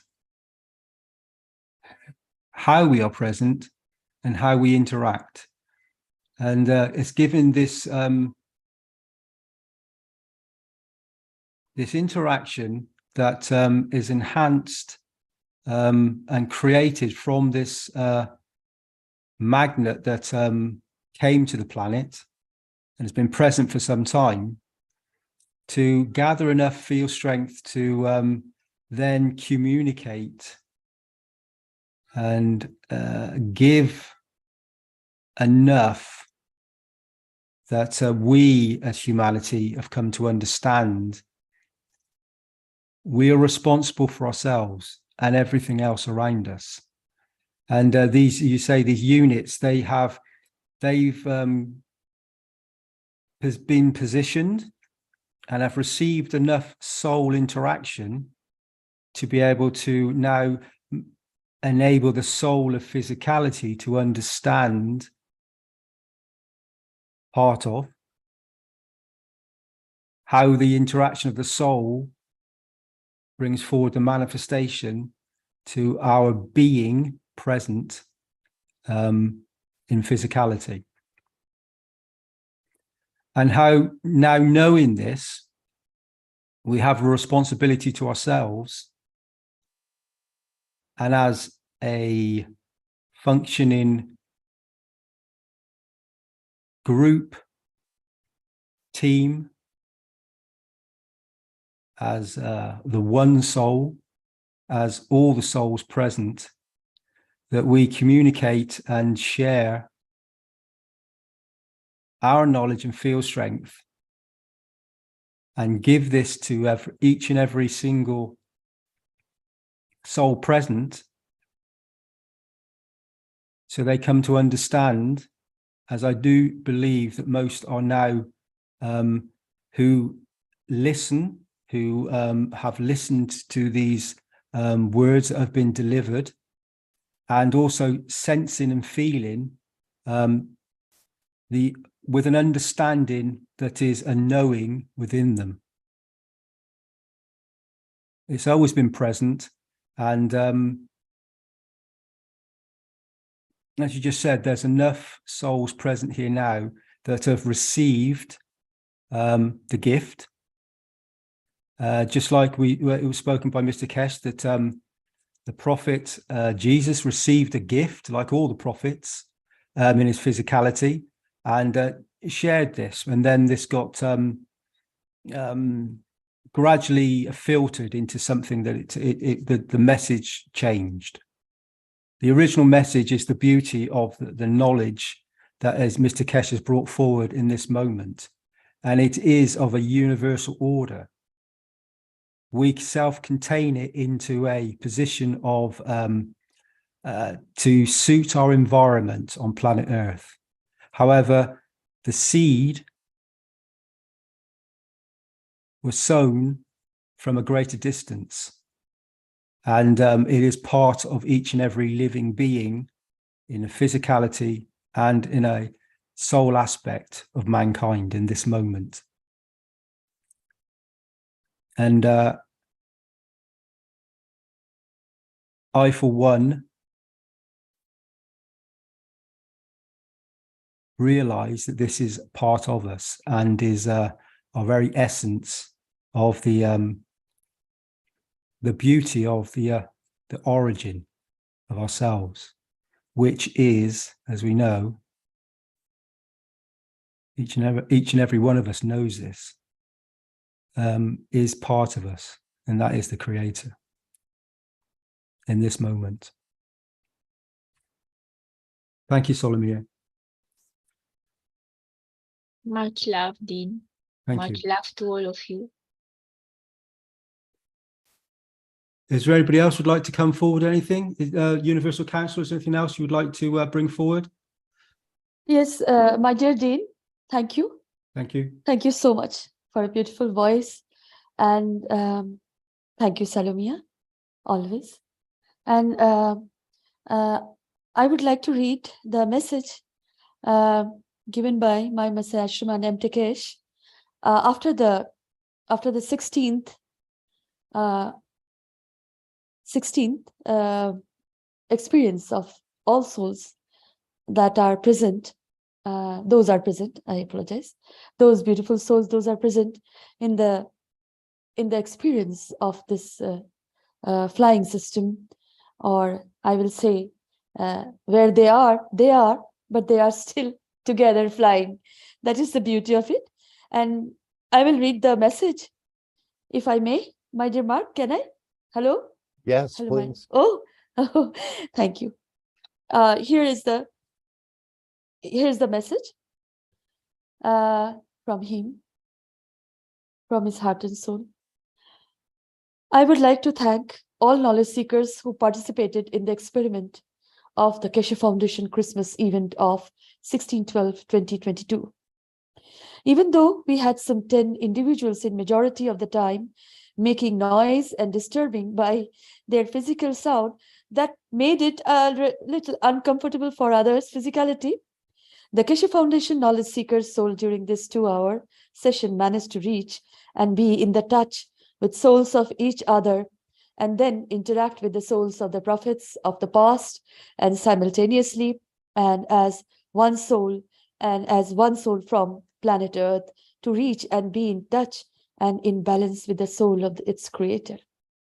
Keshe Foundation on Thursday, 22/12/2022, in its weekly knowledge seeker program, will submit to the world scientific data and analysis of this interaction. Join us and find out and see how as a whole have become to reach to such a level of knowledge of universe and no other civilization in the universe has ever achieved. I made one promise at the outset of teaching of Keshe Foundation teachings that I will take man to feel and to be with its creator without prophets and religion, through souls, scientific data and systems, and you achieved this on 16/12/2022 as one soul at about 1 p.m. CET. So beautiful. This day was promised by all religions of the past for the man to be connected in his action. Once I take man to space, that he does accept no magician, as a prophet accept the trust in his own soul, to talk good and to act good and to think good. Now, over 160 of our knowledge seekers on 16/12/2022 became those who became part of the universal community and in touch with your creator. I congratulate you all and wish you to carry the message you received from your creator through your soul to start and establish and share the world peace and universal peace and his knowledge to other citizens of the universe and not only this planet. We will submit physical data and information in coming Thursday of how you achieved this, and for the world to know a new cycle of peace and prosperity for mankind as of yesterday has begun. The promised day will be the promised day by all religions of the past.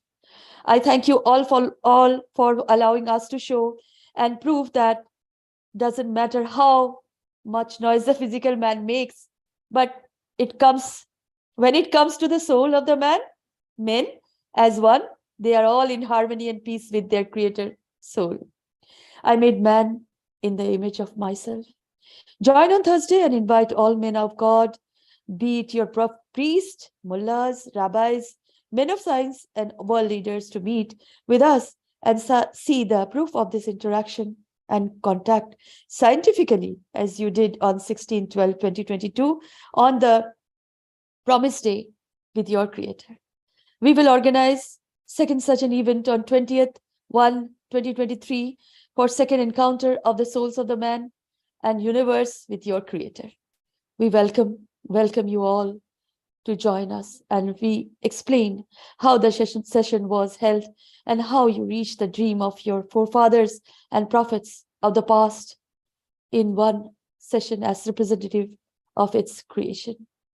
So much beauty. Thank you so much, my dear Messiah, Shriman. You have always loved all of us. So thank you. Salam, namaste, salute. This is the message. And again, you can join the event on 20th 1/2023. Very beautiful. And we can understand how we are feeling this overwhelming love. Never felt before. And it is not going away. Thank you, Mark. There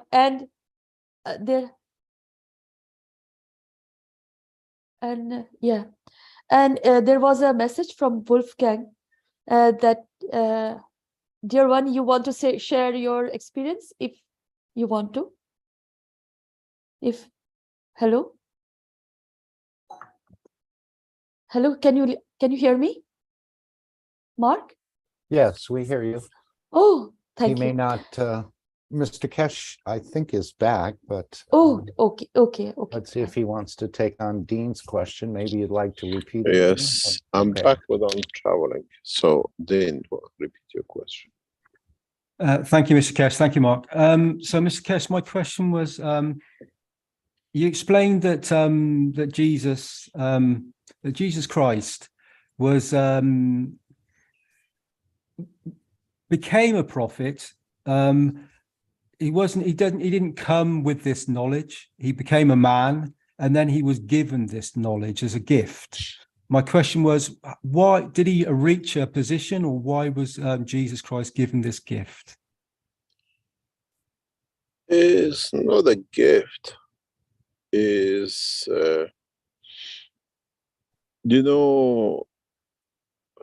usually in structures you have a few children or few members in the company, and the boss decides that, okay, this one's going to take over after I've gone, or after whatever, or this is good for that job. It's the same, but the structure is set for the soul to have the capability and the capacity to receive it. As I said, you go to the studio, it's 100,000, and you fall in love with a guy outside. Nothing happened with you with 100,000. And it's the same, but the time, the place, and the destination of it adds up to be there. It's just like, when you take certain medicines, it doesn't work till it reaches a certain capacity, certain strength in your body, and then it works. It's the same. That soul of that physicality from the bloodline which came to create it reaches that point that allows the field, the strength, imagines the strength of what was said to be the soul of God. Nothing else. The rest of it is, you don't get somebody dropping from the sky and say, this is a child. You have to have a background, you have to be born from somewhere. And then it becomes your history. It's the same with all of them. One was in the basket, one was a merchant, one was what I call the best, whatever name you want to call it, but it's all at the end.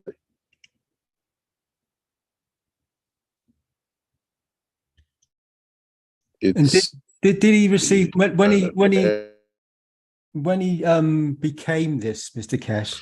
Did he accept it straight away? Was it something that he required, or was it he already knew? Was it a knowing within inside himself? It's done. It's an enlightenment. It's an enlightenment, and you can't refuse it, but they bash it on your head and you can't refuse it. You cannot refuse it. It's something, when it's there, it's not something you can refuse. It's there, it's done. You can't. Put it this way, you have no choice. And it comes with it a lot of things, a lot of suffering, a lot of other things with it. It's not so easy. I mean, it is easy if you think of it, but you have to pass the time, the process.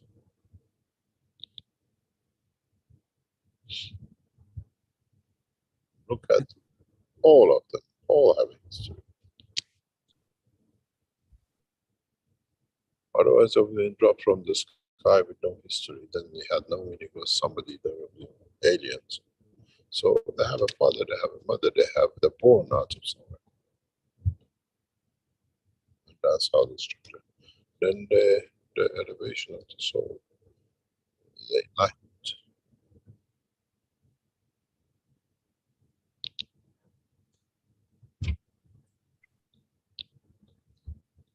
And this, Mr. Keshe, is the present moment with humanity, our experience in this?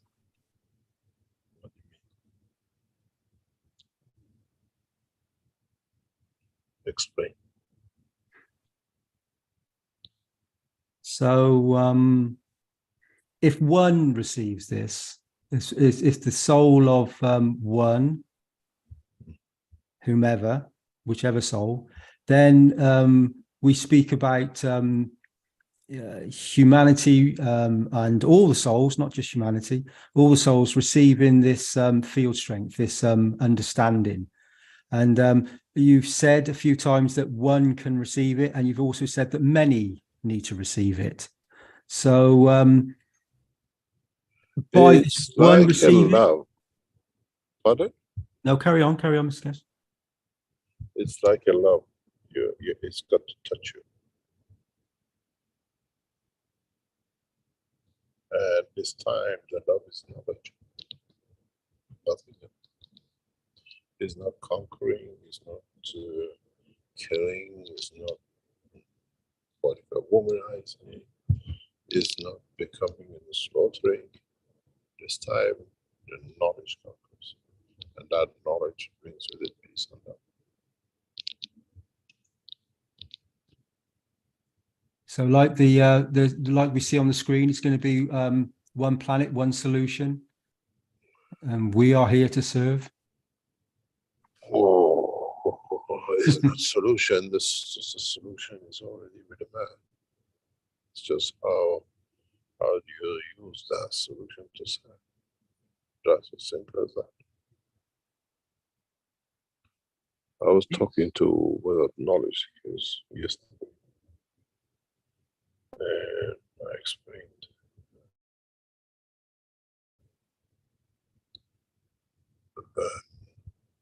the history of what happened to where we are, and how technology has got to where it is and where it is. Then it was easy to take an option and walk away. But it was harder to see that you're the only one who goes and walk away with it.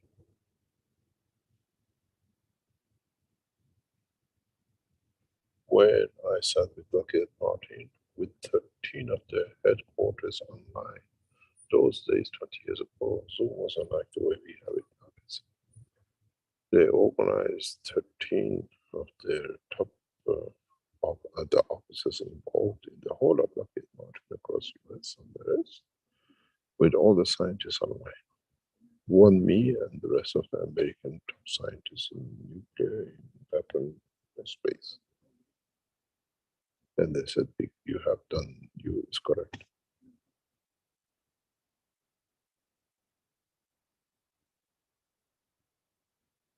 But then they put a price on it, which was not acceptable. It was not for sale. Means it would be shelved. The same when I went to Iran. Top heads of the universities were put in the same room. And they all said the same. You have discovered the technology is correct. But it took me 3 weeks to negotiate signed documents with the Iranian government, with the parliament, that my technology will not be weaponized. It's the same.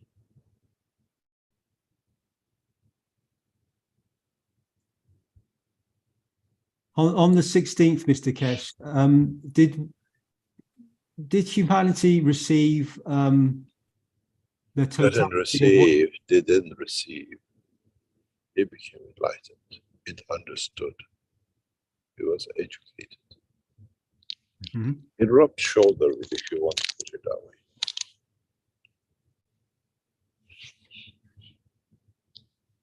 It became part of whatever name you want to put it.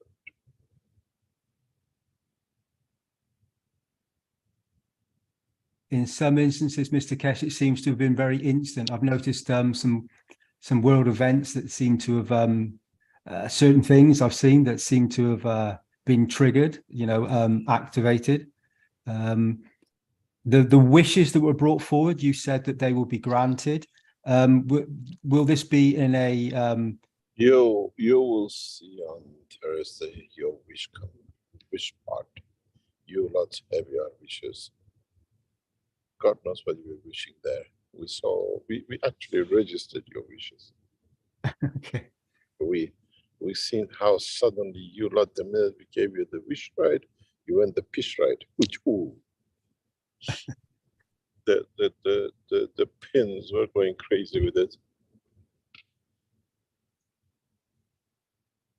But the beauty is, some of you wish to serve.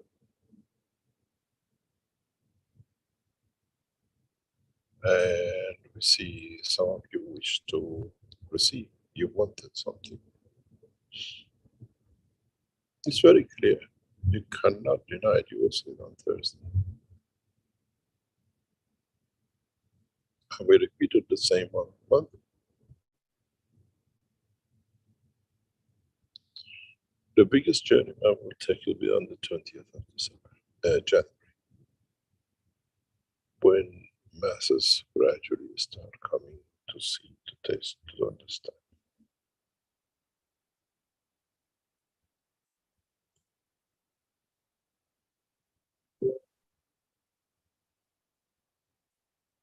Thank you, Mr. Keshe. That sounds.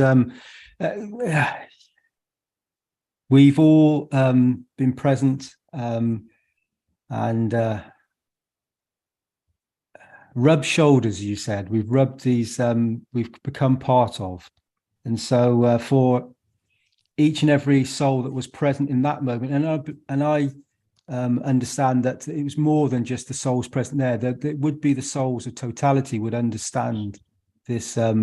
This rubbing together of the of the fields that has brought about this. You see, let me explain something to you. Maybe nobody has contemplated on this.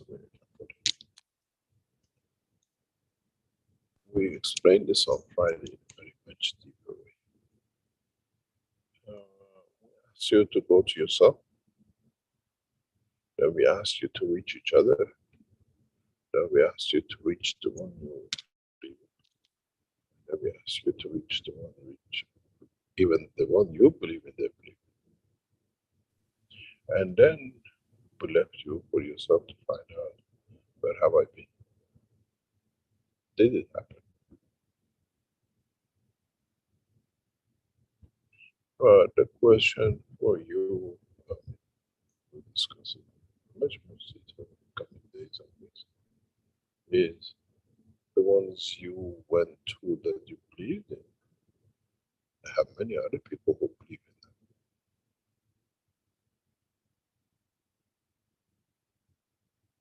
If you can be with those who you believe in, and they have so many believers, one day want to have the place you have.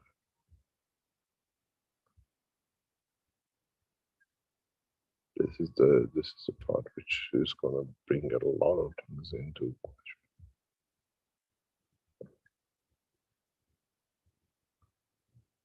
do I need somebody? Or do I need a place to go to confirm what I believe? Because what I believe in, I've been with him. I took him to see his creator.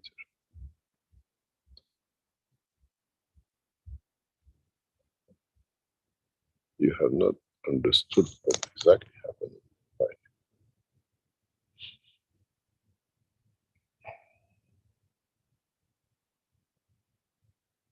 Will we come to know this in the moments to follow, Mr. Keshe? Will we understand this according to what you understand? If it's on the CNN, yes.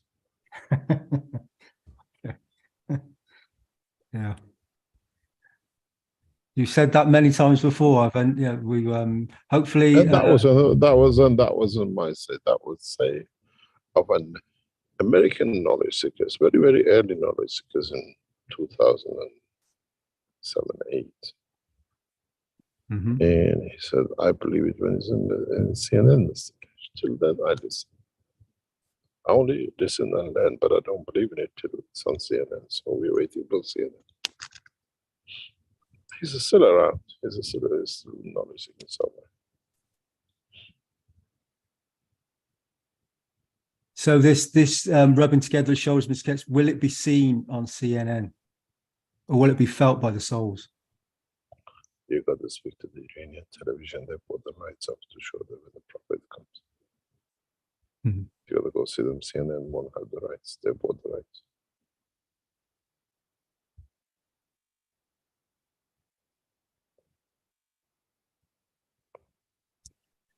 I think in this moment, Mr. Keshe, you've brought this this change is here right now, and I thank you for what you brought forward. Thank you.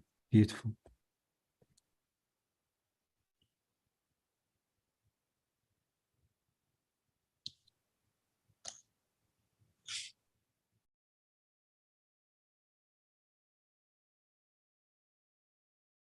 I sense, Mr. Keshe, that the souls, the silence, the space gap, the understanding is in place, gathering and filtering through, and it's such a large. That's the right word. If it's such an incredible moment that it takes away the voice.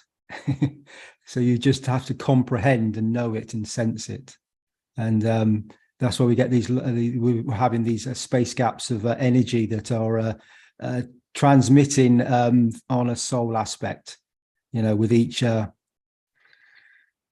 in the physicality, with each breath that we take, and also on a plasmatic level with each thought that we are receiving, which each, you know, each intention that you've brought forward.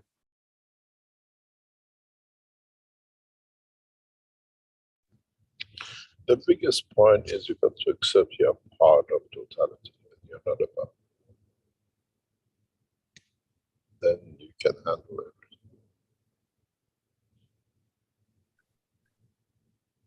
How do we accept that we're part of a totality? Because how do we sense that? How do we feel that? Or how do we understand that? I put it to you in a very simple way man can understand. If there is no farmer, there will be no fruit. If there is no shop, there will be no customer. And the customer, best friend of the farmer. So, would you like to be the farmer or the buyer who finds? Because one does not exist without the other. You need to buy what the farmer makes because it's guarantees your survival. And the farmer needs you to buy his food for him. So we know about it.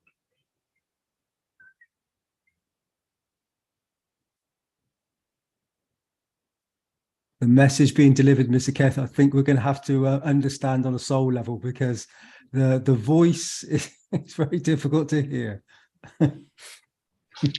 Agree. Could you move just a hair closer, unless you're not trying to disturb others in your background, Mr. Keshe? We're almost not hearing you. Towering, and secondly, this is a new platform we're trying. So you had a test of it before Thursday. We did, Mr. Keshe. Yeah, it was an experience that was and well, obviously I've never experienced this before. It was there was lots of noise to begin with, then it settled back, but there was always a constant interaction. That was the best part. That was the best part. I explained to you, maybe I repeated again on Thursday, but I had to answer you because I listened to this. We had many people writing back to us about the Thursday. It was so noisy, but through the noise, we didn't bother us anymore. We didn't listen. But the funniest thing is that the more noises you made and we tried to silence you like children in a classroom, the more it got. Even the Chinese got into the act at the end of it. Was that the sound of the soul does not hear the sound of the man.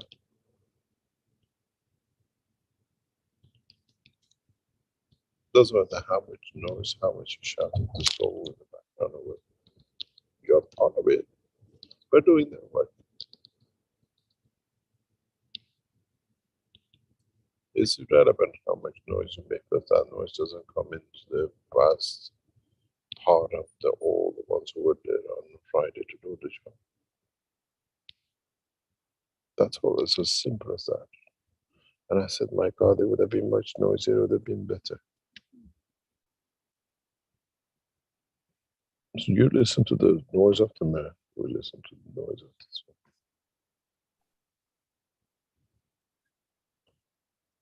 I sort of understood that, Mr. Keshe, and when this was going on, I was trying not to listen to the noise. Was it before you fall asleep or after you fell asleep? Yeah, I fell asleep for a moment, I must admit. Wherever I went, it was, yeah. Yeah. I think many of us went through that experience where, you know, we go to a different position and our physicality either can't handle that or can't accept that, or just does accept and just settles back and lets the soul communicate. It's a life you got to live. Mr. Keshe, when we, you know, when we're born, until now, whatever age we are, say 20, 30, 40, 50, 60. Like you, 18, 19, yeah.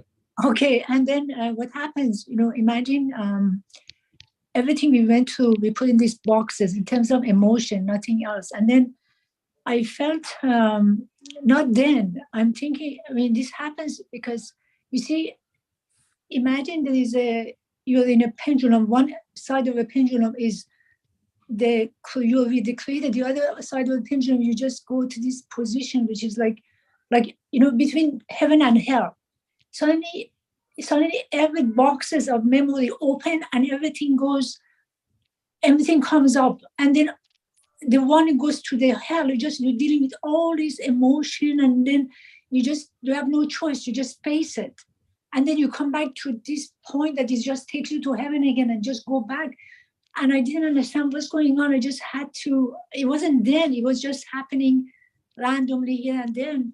And then I was thinking maybe it's the day of judgment, for example, I give you an example. Suddenly I had this huge field came, and then it was just something was opened that I never knew I had field before. Then suddenly I felt like when I was a child, because all my members of my family, they used to get married at 12. And then all the girls, the time they got 6th grades, then they got off to school and then they got married. So I had so much fear of that. I would study so hard that nobody makes me to get married. And there was a fear. Suddenly it came up and I never knew that was a fear. And then suddenly one after another. So I had to look at the whole totality of it. I couldn't push it away. I just was in it. I was me. And I said, my God, what is this coming up? So it's just like you going through your life and opening these things that was closed, open one by one and facing it. This is part of this, we hear from a lot of people. I've heard about maybe 10, 15 people since Friday, that what they went through and what was enlightened and what they understood from the past.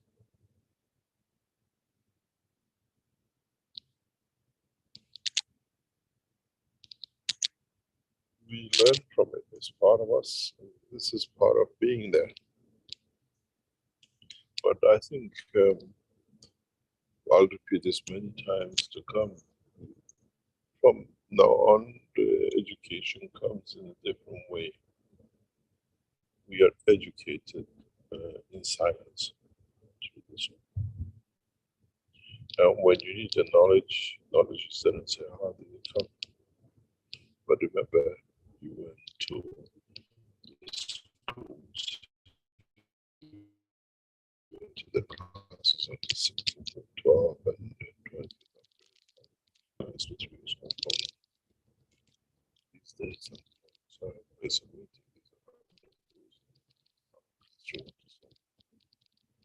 you just bring it because you engaged, you're the Mr. Keshe, you're We can't- whispering. You're Yes. whispering. We can't hear you. Thank you, Azar. That's, yeah. Anyway, I have to get up. I've got to go somewhere else. I will see you on Thursday, and we speak. We'll be explaining more. Very much. Thank you for your time. Could I ask one more question, Mr. Keshe? Yes. During the session on Friday, at some point, I heard a baby cry. And I thought to myself, gee, the people cannot keep the baby quiet. They know, we were supposed to be in silence. And I said, well, maybe they're living in just a one room and there's no place to put the baby, so we accept that. The following day, you said that was the child of Mitra we heard. Now, I was thinking maybe... There were two children. Okay. Was there a One message? Sorry. I said there were two. Right. Was there a message that was delivered plasmatically, even though we heard a sound with our ears? That was the purpose. Yes. Okay. That was a clear purpose. So that was there to confirm the existence, the presence.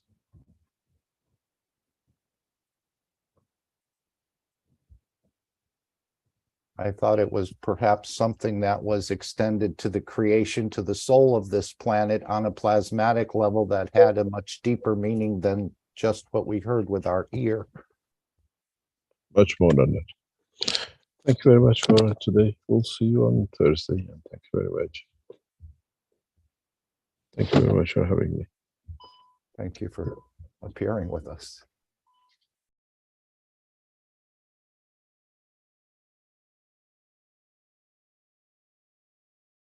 Much more on Thursday. Great. UC, where shall we proceed from here?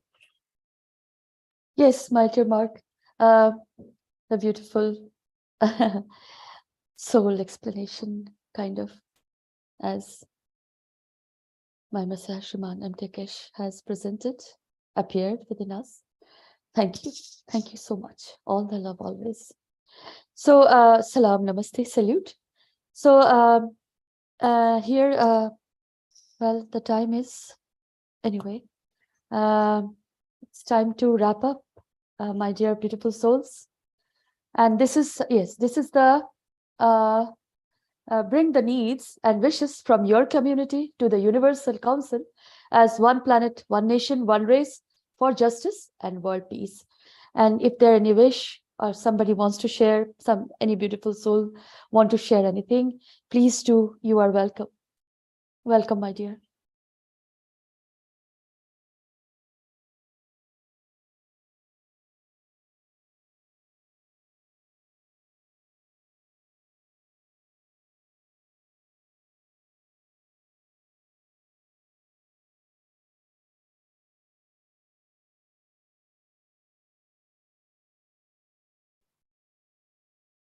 Sweta, as no one is coming forward, I think we can bring the needs and wishes from your community to the Universal Council as one planet, one One nation, and one race for for justice, world justice and peace. world peace. Beautiful. You mean my community? Did Sorry, say again. I didn't quite catch. you said my community? Yeah. Yeah, well, our communities.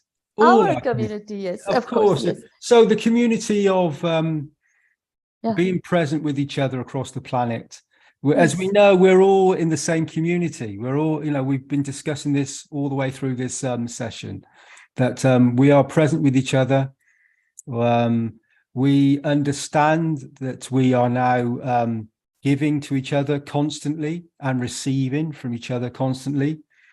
So we can all, in this moment, give each other a hug, give each other a beautiful cosmic hug. And whether you feel it in the physicality or you sense it in the soul, you are receiving a beauty that is to be shared amongst humanity and all the creatures and all the souls, seen and unseen, that are present in this very moment. And that is we can all do that in this very moment. We can just come together as one, give each other a hug.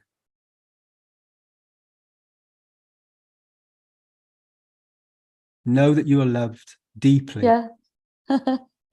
So beautiful you said. Oh yeah, cosmic hug. Cosmic hug. Yeah, beautiful.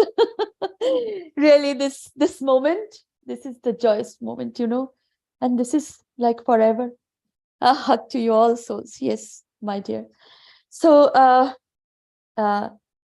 here, this talking, this sharing, that shouldn't, like, we want to share more and more and more. Thank you, Dean. Thank you for all communities from all over the world to be present in all the events to elevate all souls that are in need. So we can go to the next. Yes, there's a chat from Diane. Yes, thank you. So Yes. thank you. She said, Thanks. stay tuned in. Thank Yeah. yous. For being here. XOXOXO hugs and kisses to all with a big heart. Hugs and kisses, my dear Diane. Thank you so much. Thank you. So giving is so much beauty. Really. Thank you. Salam, namaste, salute. And this is the key, the ultimate commandment. We are here to serve, not to be served. The Universal Council. Thank you, dear beautiful souls. And I will say, this is Shweta Anwar, you see Hindi language, and welcome, suswagatam to the beautiful energy and beauty and totality of Keshe Foundation Spaceship Institute. And welcome, my dear. Join the beauty that is now. So thank you. And here, salam, namaste, salute. Okay, Rick has given me the flight enhancement video that we so much like. So much like, and we should dance. Okay. Yeah. And Dean, you'll have to end the meeting once the video is finished playing. Yeah, Yes, Dean. that's fine. I will do. Thank you. Dean, Thank with you. a cosmic hug and dance. And dance, yeah, of course. We see you dancing now, Sweater. We see your wonderfully your movements that you know. So No, enjoy. you see enjoy. me. Yes, of course. Thank you all for joining us today. And of course, there's the Keshe Plasma Reactor Group at 7 a.m. on Wednesday, CET. And then, of course, the Knowledge Seekers Workshop at 9 a.m. CET on Thursday.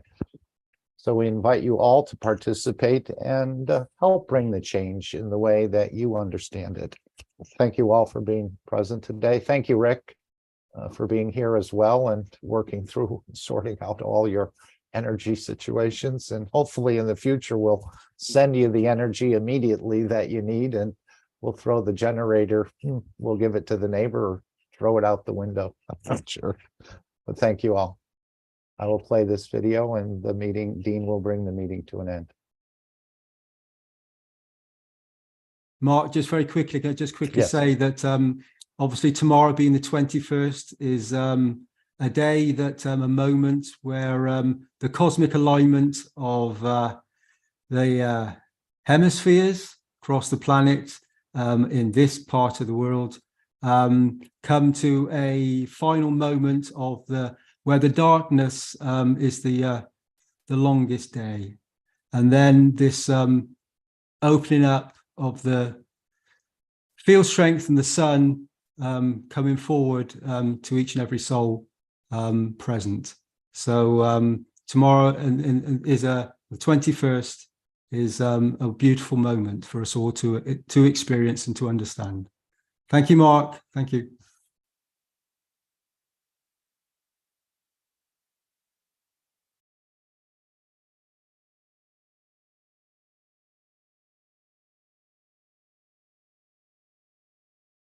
Mark, there's no sound.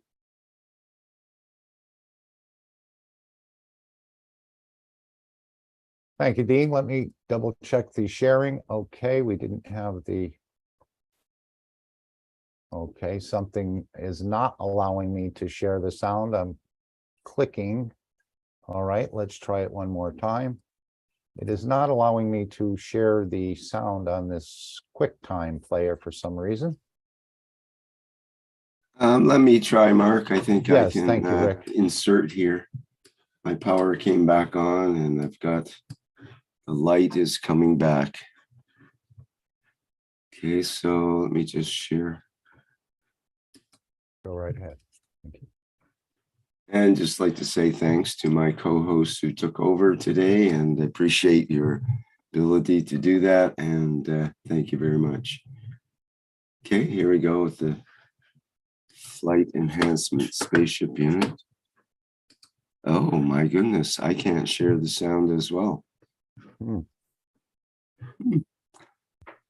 Okay, maybe I need to stop sharing. Try that. Okay.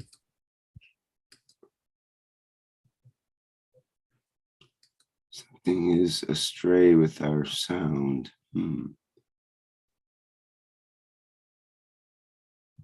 No question, it's not allowing me to check the boxes to share the video and share the sound.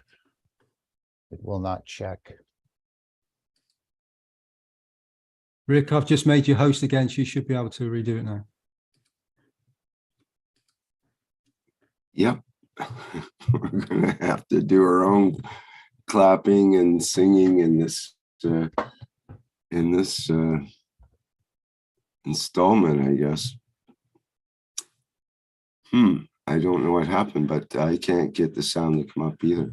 And I cannot The little either. box I doesn't cannot show. optimize for sound, and I can't share the sound. So Rick, like the soul, we can, Mario said, we can dance without the sound. So we can, Yes. we can sense it and feel it. I was answering. To silence while we play this video and go out with that. Fine. Make up our own background music. Yes. Yes, of course, my dear Rick. Thank you. Okay. Thank you, Mario. Let me play it, and I guess that's the way it is. Try one more time. Nope. Will not let me. Oh, it's the first time I've seen that. Myself as well.